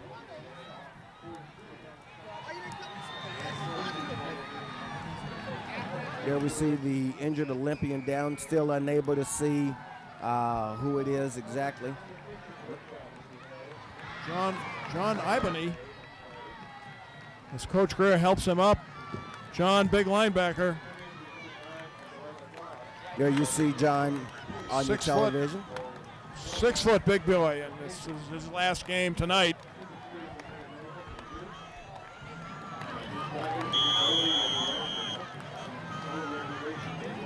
So it's a 1st down and 10 for the Cougars now from their own 22-yard line. Simeon Latu for the moment back under quarterback. You have to look and be real sure who it is, because as Dan said, Huey with the carry and a big hit by number 77. That's Darryl Jeter, I believe, for the Olympians with the tackle. Malachi Huey on the carry, 5'10", 180. He's a senior.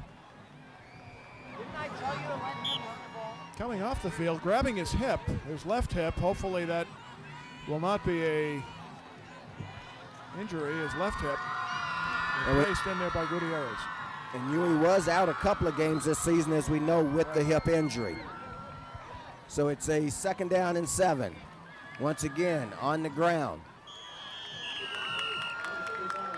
There you have Keti Tuafu with the handle for the Olympians. Fullback, quarterback. I think center will do it tonight for him. We'll get you down in distance in a moment. 3rd down and 7. There you see the Leuzinger defensive huddle there. Curtis Chambers, again, there's going to be a lot of ball players for Leuzinger coming back next year. I was mentioning to Coach Greer, this team is going to be very, very good. 3rd down and 7 play. There you see Keti with the handle. Here's his pass out in the flat, intended for Simeon Latu. Falls incomplete. Brings up a punting situation now for Hawthorne. Let's go back and look at that play if we can, fans. Give you an opportunity to see some of the different things that Hawthorne has been attempting tonight. There you see the pass by Keti out to Latu.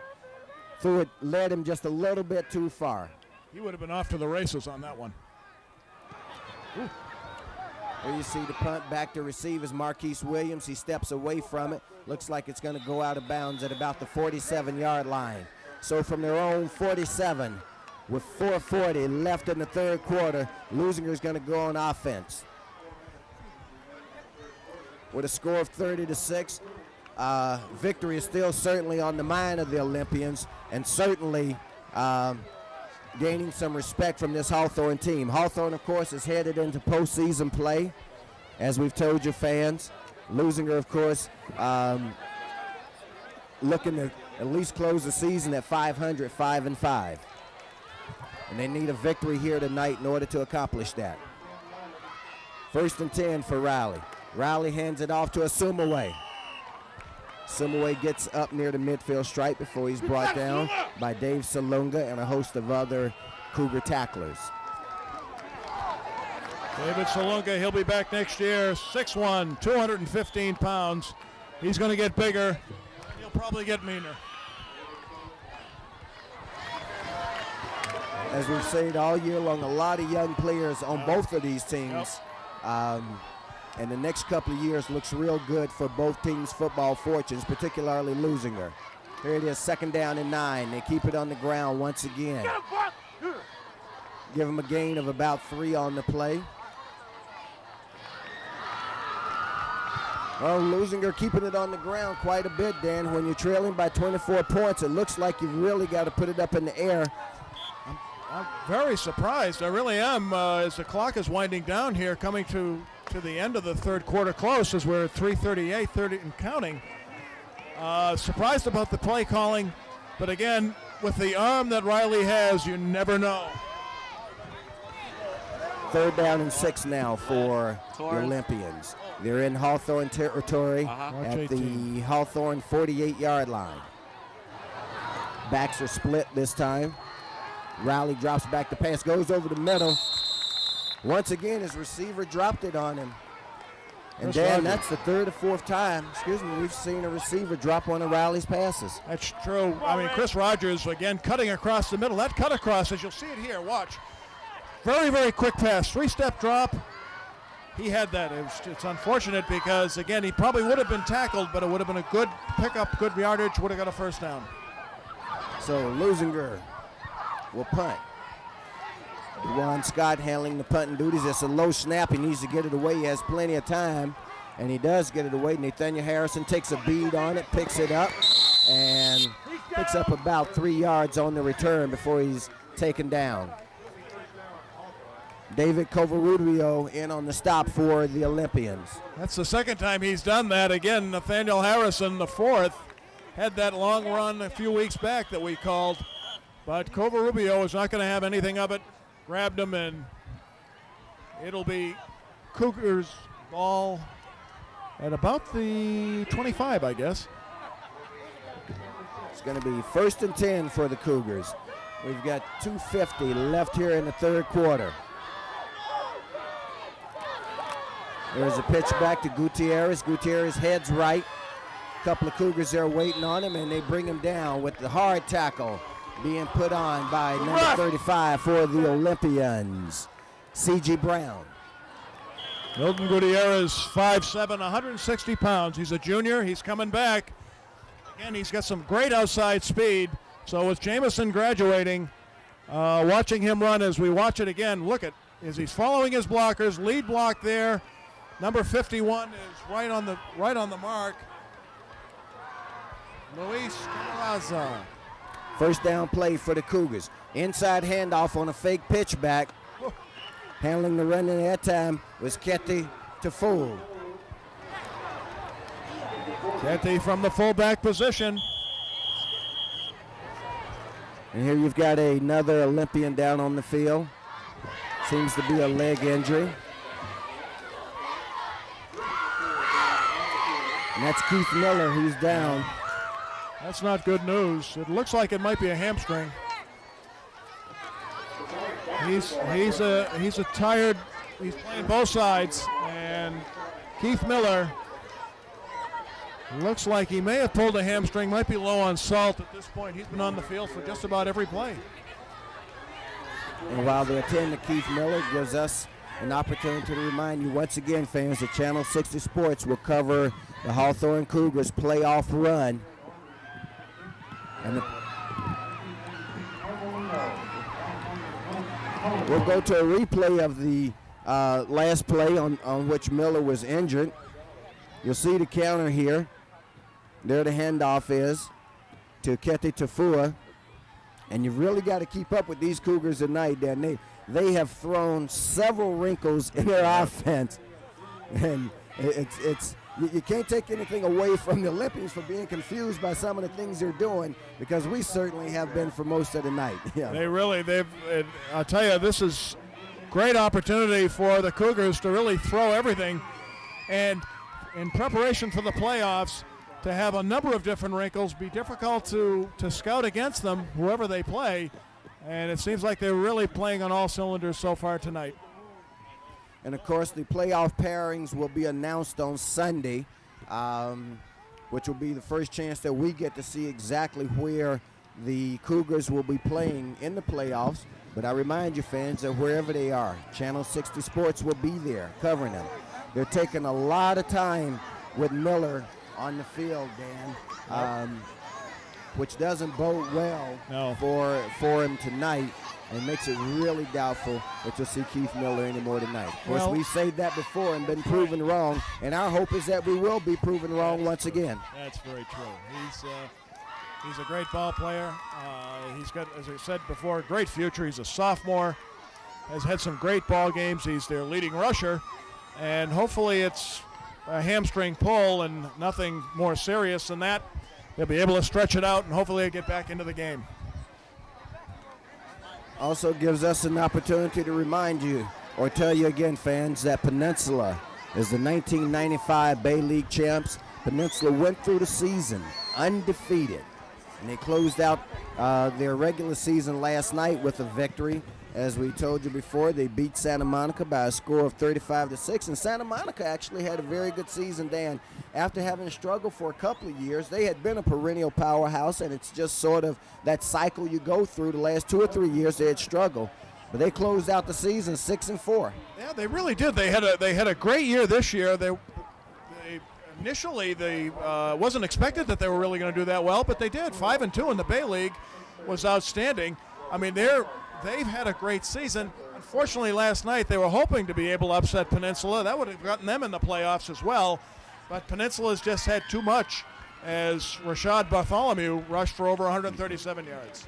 There you see Keith Miller being carried off the field, fans, and it's our duty to report it as we see it. And unfortunately, that doesn't look very good for Keith Miller. I mean, we hope it's not a major injury, and as soon as we've got any information to pass along, we'll certainly let you know. Anyways, he fucked up because he was a dick to her.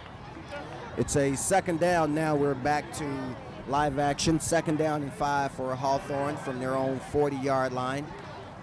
They keep it on the ground. This play is going to be stacked up right at the line of scrimmage by the Leuzinger defense. Well, maybe the injury to Miller is something that the team can rally around and give them that emotional spark that they were looking for on a night when just about everything that could go wrong has gone wrong for the Olympians, rather. That's true. They're again a young club. They've got a number of juniors and some sophomores, a great one in Miller. But unfortunately, they've had some tough turnovers. But hopefully, young Keith Miller will be either back in the game or at least he'll be healthy, and it's not too tough of an injury for him. Latu under center at quarterback. They send Kete Tafua in motion. Olympians jump over on the left side. That was number 6 for the Olympians, Jeffrey Gapello, who jumped off sides. And with the penalty, it was a 3rd down and 5. One official was heading the wrong direction, marking off against Hawthorne. Now he gets turned in the right direction. About 2 yards short. Makes it a 3rd down and 1.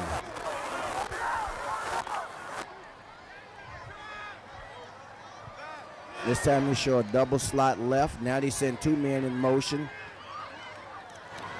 Quarterback sneak, and they pick up the 1st down. That was Latu. Ball pops loose, but the play had already been ruled dead. They had 2 men in motion there, Ruf, and I was surprised because I thought they were going to throw the flag. They had the halfback going forward, and Ketty was going to the left, to his right. Exactly, and that's good insight on your part, Dan, because technically that should be a penalty.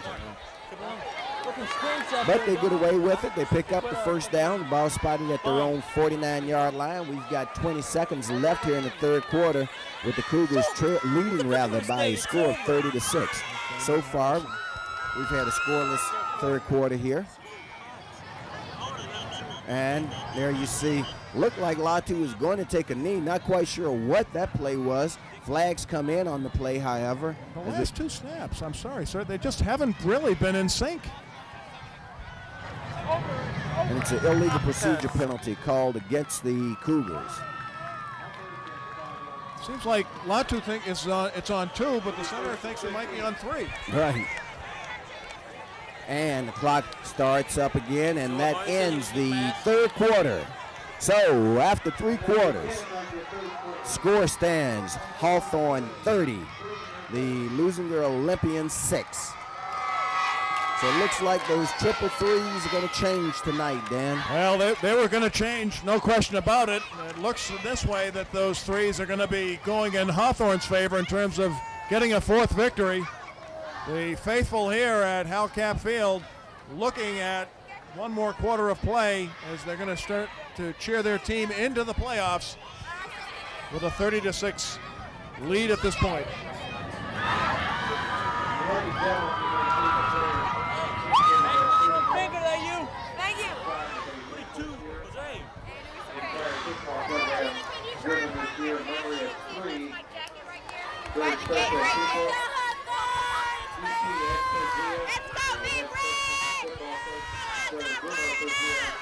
There you see, as you can see a little bit on your screen, the players' hands raised in honor and in memory of Ed Togia's brother, a part of the Cougar family here for many years. As we told you early in the season, the first time we were here, as a matter of fact, we mentioned it passed away tragically earlier this summer. And the Cougar team and players, which have a lot of Samoan players on the team, On the offense. showing their tribute to him. They dedicated the season to him, and again, it was a tragic loss at such a young age. This season dedicated to both those young men. Just wanted to mention yesterday's JV team, Hawthorne was defeating Leuzinger 38-6. That bodes well for next season for the Hawthorne Cougars. 1st and 20 now for Hawthorne. Here's a pass out in the flat to Nick DeRica. And we've got a flag on the play. In on the stop for the Olympians was James Murray. But we do have a flag on the play. There you see Nick DeRica on your screen. 5'11", 170-pound senior. And he, of course, is the receiver that they're most likely to go to. He's really developed into their #1 receiver. We have 17 Big time walking guy. downfield. There were a couple of plays We have early in the offensive season. pass interference on Hawthorne. Loss of down. 2nd down. They're going to take it. There you see that penalty against the Cougars. It's going to include a loss of down on the play. And it's going to back them up even further. Now the Cougars, as we've just started 4th quarter action, we've got 11:52 to go. They're going to have 2nd down and half the field, Dan. Yeah, it's 2nd down and about a mile and a half.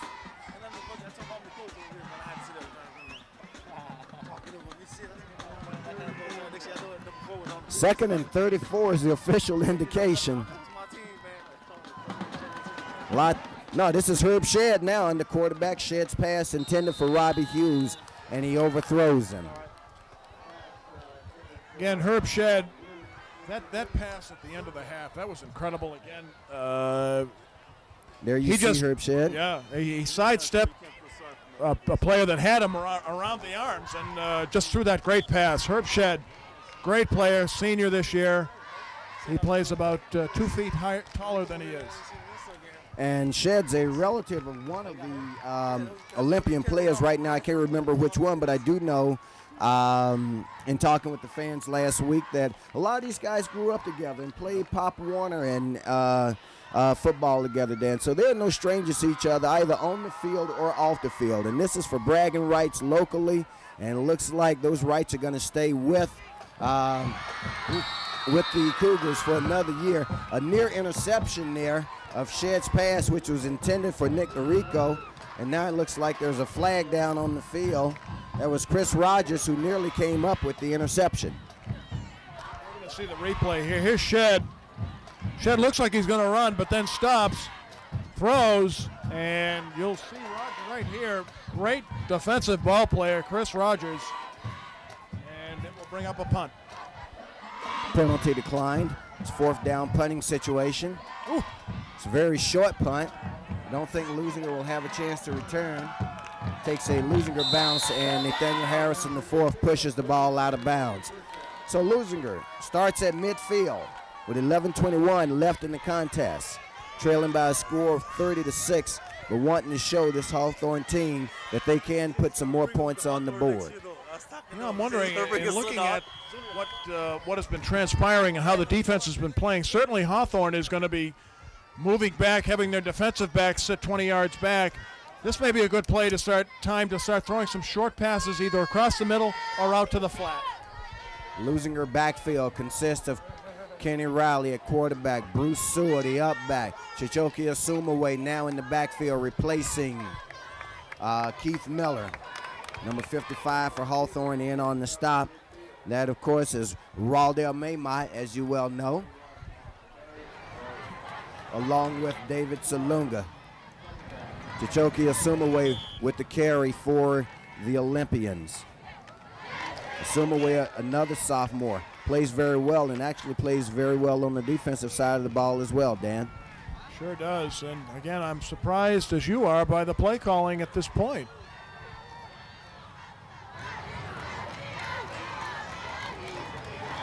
Once again, they fake the handoff to Asumaway. Here's a pass downfield. Pass intended for number 8 of the Olympians. And, of course, we know him as Jerome McGee. Pass incomplete. It was defensed by Randy Tucker. So you had 8 against 8 on that one. That's true. And Randy Tucker was mentioning to the line judge that there may have been a push-off. Here you see the pass. And there's a little contact there, but the pass was out of bounds. Yeah. Randy had a legitimate complaint on that one, it looked like. Well, good play, man. Good coverage, guys. 3rd down and 9 for the Olympians now.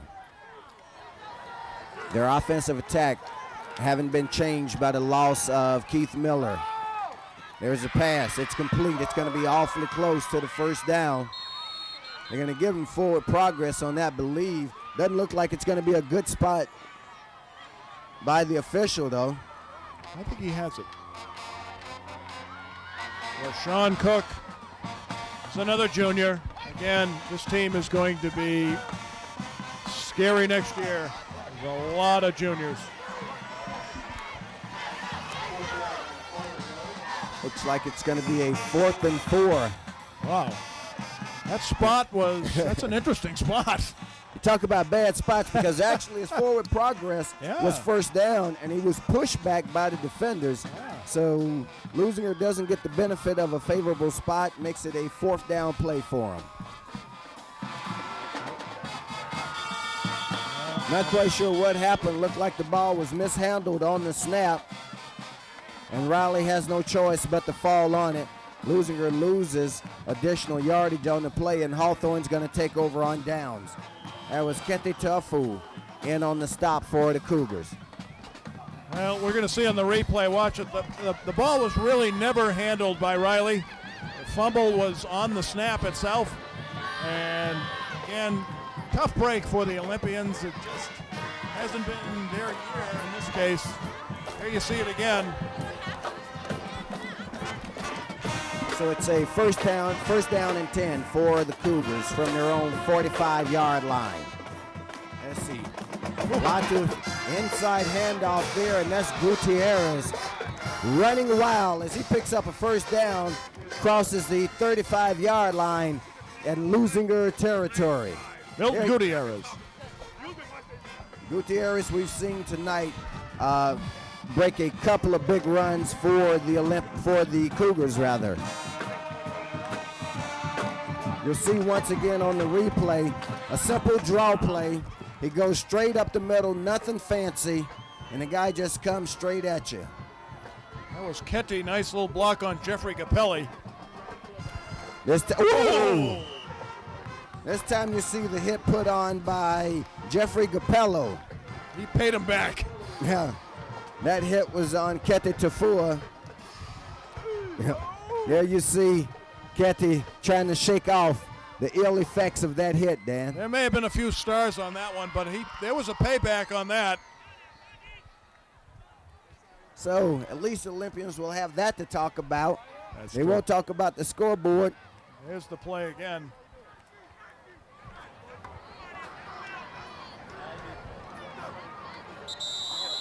Yep. Here we're going to see offside against the Olympians as they jumped on the play. Looked like Eddie Wright may have crossed Okay.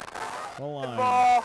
Encroachment on the Indication defense. there by the referee is that it is against the Olympians. Encroachment on the defense. It's going to make it a 2nd down and 4 now for the Cougars at the 30-yard line of Leuzinger. They keep it on the ground once again. This time they stack Gutierrez up. Leading the charge for him was Jeffrey Capello, number 6. Jeffrey Capelli has been all over the field tonight.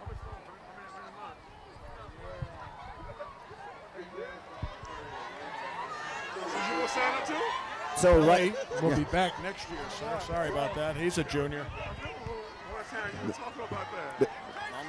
the Leuzinger defense here being challenged. This is a pride challenge, Dan. You've got 7 minutes left in the contest. Score 30-6. What you want to do more than anything else, as you see the clock continue to run, fans, They used to go to North. you want to keep them out, quite frankly. Yep. 3rd down play. Boy, beautiful play there. Had everybody fooled, including us up here. Gutierrez with the carry picks up the 1st down. David Covarubio finally brings him down. That was a counter. That was a game-saving tackle. It was a touchdown-saving tackle. As you see here, watch that counter. Some great blocks. Number 70 had a nice block there. That's William Vay. And the Cougars are on the march. Hasn't been very much tonight, Dan, for the Olympian crowd to cheer about, and things are starting to get just a little bit tougher for them. 1st and 10 now for Hawthorne. Once again, a misdirection. They go the other way with it. Gutierrez with the carry gets down near the 15-yard line. Well, number 63 for the Cougars, Omar Souf, almost tripped up Gutierrez on that play as they were doing a counter to the left. Gutierrez was able to sidestep that and pick up some yardage. Brings about 2nd down and 6. The Hawthorne offensive strategy tonight has certainly gotten inside of the head of the Leuzinger defenders. As I'm saying, they're misdirecting left, misdirecting right, switching up quarterbacks. 3 different guys have played quarterback. Their starting quarterback has played some wide receiver. Every play has brought a different wrinkle. Latu, their normal quarterback, under center. Once again, an inside handoff to Ketil Tafua. Stopped short on that play. See a lot of Olympians. Eddie Wright, 1, will be there. And of course, we know that next week the playoff season will begin. The Hawthorne Cougars will be there. And if form holds from past, Dan, that means the Cougars will have to travel. But let's hope they catch a break on the coin flip and get a home game. We'd certainly love that. That certainly would be great. But again, it's just nice to be in the playoffs, and we're all looking forward here at Channel 60. 3rd down and 5 now. And there you see an offside going to be called against the Olympians. Number 60, Troy McMillan, jumped offside. And that may be enough to give them the 1st down.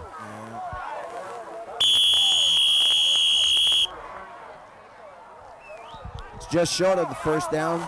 It's going to be 3rd and very short. We've got 4:30 left in the contest. Ball's just outside the 10-yard line. So as we were saying, playoff coverage begins next week. Channel 60 intends to follow the Cougars all the way through. So fans, we hope that you'll join us for playoff coverage right here on Lawndale's Community Cable Channel 60. While we've got a timeout on the field, it gives me an opportunity to remind all of you fans that these broadcasts have been made possible by the fine folks at the Lawndale Cable Usage Corporation. And of course, the crew that's worked with Dan and I all season have done just an outstanding job. That crew, of course, led by Mike Galazar, our director. Tom Strickfatten, technical director, also handles graphics. Billy Barnes working instant replay tonight. On camera, Robert Medina, Jose Brava, Ali Santana, Tim Perello, Armin Jorge, the lady of the staff. Yep. All these folks have done just a fantastic job. They do it for you fans week in and week out, bringing you the very best in high school football coverage as we featured Leuzinger and Hawthorne all season. We Great truly coverage. hope you've enjoyed it. Thank you, gentlemen and ladies. Wonderful job. I think we better singularize that, ladies. There's Ladies, only that's one right, lady sorry. there. 3rd and 1, they're going to pick up the first down. Quarterback sneak, and they indicate touchdown on the play. So, Hawthorne pouring it on now. Leading by a score of 36-6 with the extra point attempt coming up. I think they want to send a message to the Olympians that, hey, this year is our year. Let's go back to the replay. There you see Latu with the carry, and Latu on second effort crosses the goal line, and he gets in for 6. Chris Rogers had his feet, but Latu was not to be denied as he went over the goal line for the touchdown. Here you see the extra point attempt coming up. There's a kick, and they fake the kick. They go for 2, and it's incomplete. Now that will certainly generate some ill will between the two programs, Dan. Well, You're leading by 30 points with 4 minutes left in the game, and you go for the deuce. well, here's a touchdown as you see it again. Latu, great run. But I think the thing is that they've got a playoff game coming up next week. If they do, and they've got to practice. So again, sure, you can look at it and say, why go for 2? But again, they may need to practice that. May have to do the game condition, and we're going to see. We're going to see from ground level that touchdown by Latu. Nice run. It was a great run by the quarterback on that play. Some great blocking. I think Latu just made the decision that he wanted a piece of this scoring action tonight. I think so. I think he did. 36-6, fans, as you can see, 4:15 left in the contest. I was about to say, Dan, and you gave certainly a fine explanation for why Hawthorne may have gone for the deuce, but quite frankly, I don't think there's an acceptable explanation for Leuzinger. Nope. All right, if you're on their side of the field with a 30-point lead, why you'd go for 2. I hear you. It's the sort of thing you put in the back of your head and you remember when your day comes. Here's a kickoff Hawthorne's preparing for. There you see Gabriel Torres with the kickoff. It's being handled by Jerome McGee. And McGee is going to be brought down on a great open field tackle by number 13, Jay Lee. That was Jay Lee, a 6'3", 200-pound senior. Well, Lee is a 5'8", 150-pound junior. Quite frankly, the information that we had in the program was incorrect, and that's what we were going off of, but you see the graphics there. Jay Lee will be back next year as well. So it's going to be a 1st and 10 for the Olympians from their own 20-yard line. Clock now inside of 3 minutes. Well, just outside 4 minutes, I should say. 3 minutes, 30 seconds to be exact. And here we see shotgun formation. First time we've seen that tonight. Leuzinger put 4 receivers in the formation. This one's up for grabs. Let's see, it looks like they're going to rule a reception, and they're saying that he was. Reception there for the Olympians. Looks like it was made by Chris Rogers. Chris Rogers made that reception, and then he was shoved out of bounds, which is why it counts. Chris Rogers, a junior, caught that ball, but he was pushed out of bounds, so it is a completed play. As you see here, watch this. Riley steps up, throws that ball. There's a crowd, and Rogers gets it. Riley completes the pass there to Jerome McGee, a wide open Jerome McGee.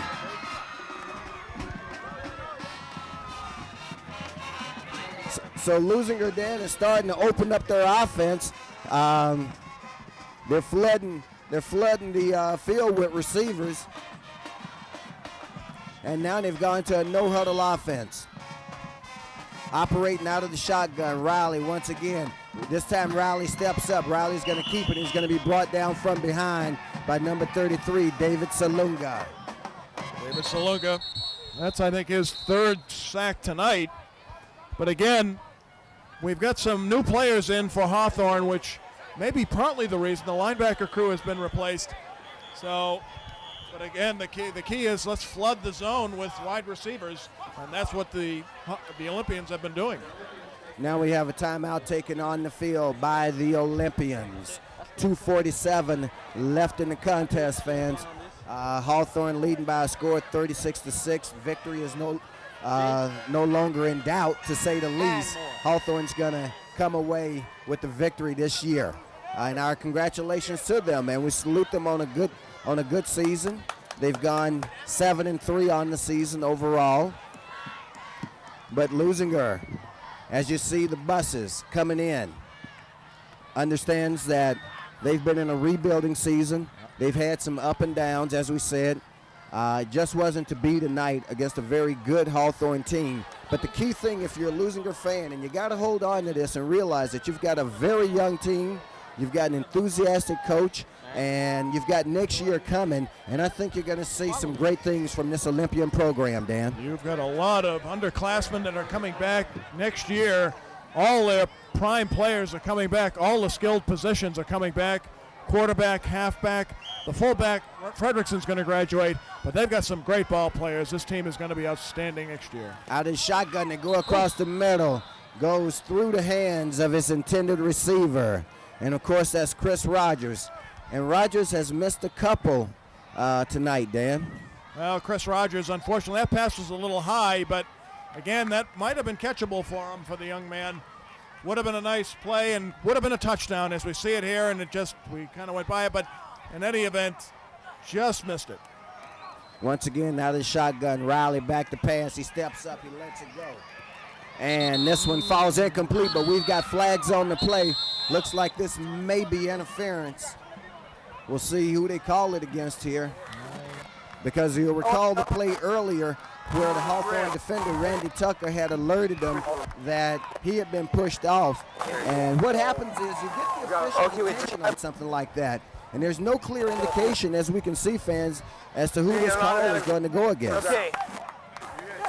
Well, it looks like it might be Jay Lee on the push-off. In the red. In the red. Two penalties. We also have an injury on the field. A Leuzinger player down on about the goal line. It looks like another hamstring injury. I want to get his number. He's down in the end zone. We can't tell right now who it is. As soon as we can, we'll pass it along to you fans. But let's go back to a replay here. Here you see Riley's pass.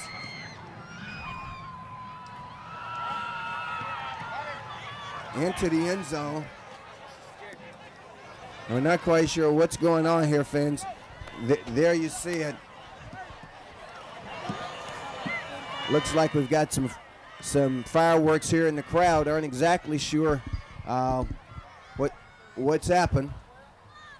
What was that over there? We see that the injured player was number 14 for the Olympians, and that's Marquise Williams. This penalty is going to What go, was that over there? as we get the indication finally, against Hawthorne, and it's going to be first and goal for the Olympians from the 9-yard line. Well, Marquise Williams walking off under his own power. It's good to see. He's a sophomore. Again, a bevy of underclassmen on this team. Once again, out of the shotgun, they go across the middle. Touchdown for the Olympians. Touchdown pass to Rashawn Cook, 9 yards from Ken Riley. So with 2:33 left in the game, the Olympians then get an emotional lift, and it's a boost for them tonight. Here we're going to see on the replay, Ken Riley, beautiful form, nice pass, tight spiral to a cutting Rashawn Cook right across the middle. Olympians went for the deuce, and they come up empty. So that leaves the score 36-12 in favor of Hawthorne. I'm going to tell you one thing, though. You're going to see a lot of that pass, those kinds of passes, next year between these two young men. There you see the replay of the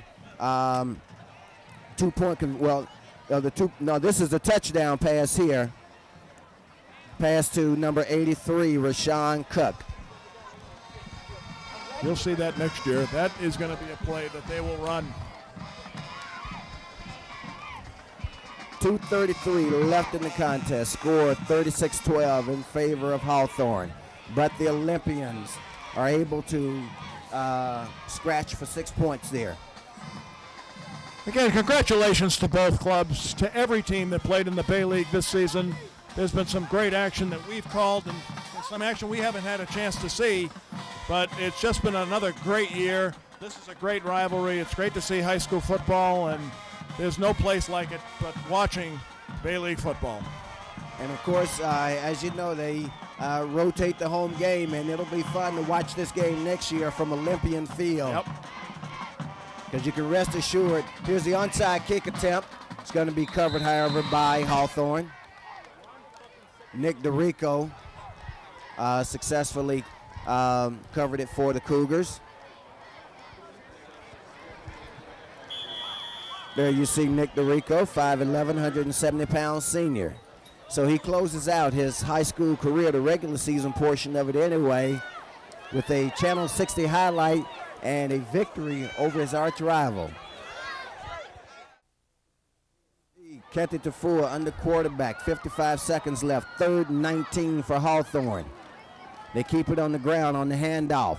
Bruce Sewer with the bulldog tackle on number 13, Jay Lee. Bruce Sewer letting out a little frustration there.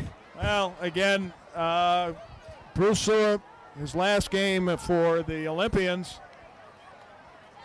and we can have a little frustration there. I can understand that one. And Jay Lee probably saying, "Hey, why me?" He happened to be the one there. We got 20 seconds and the clock running, fans, as this one is all over but the shouting now. The Leuzinger crowd has already dispersed en masse virtually as they go to 10 seconds and counting. And now you see both teams as they walk to their respective sides. Hawthorne, tonight, Dan, has defeated the Leuzinger Olympians by a score of 36-12 in a tough, well-played game. It just happened to be Hawthorne's night tonight. It was a night where everything went right for them. Nothing went right for the Olympians per se.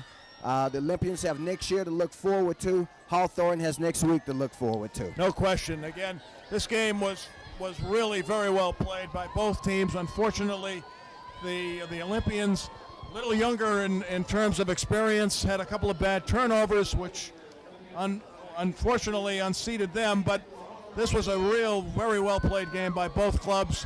Good sportsmanship on both sides. Sure, it's a great rivalry, and these kids have played against each other for a number of years, their short lives. But again, it's outstanding to see, and both teams, both schools should be very proud.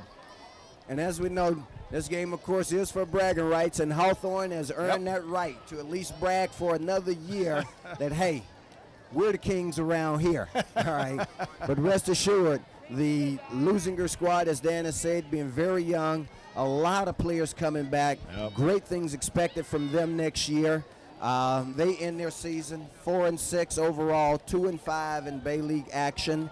Hawthorne ends their season 7-3 overall, 5-2, which will be good enough for second place in the Bay League, I believe. And of course, they go on to postseason play. Right now, we don't know who it's going to be against. They're tied with Santa Monica at 5-2, but we do know that come Sunday, the playoff brackets will be announced, and all you got to do is look at the papers. So for everybody here at Lawndale's Community Cable Channel 60, for my colleague Dan Simeon, I want to say it's been a great season for all of us, and we hope just as much for you. So look forward to joining us next week for the CIF playoffs right here on Lawndale's Community Cable Channel 60. I'm Rufus Washington saying good night.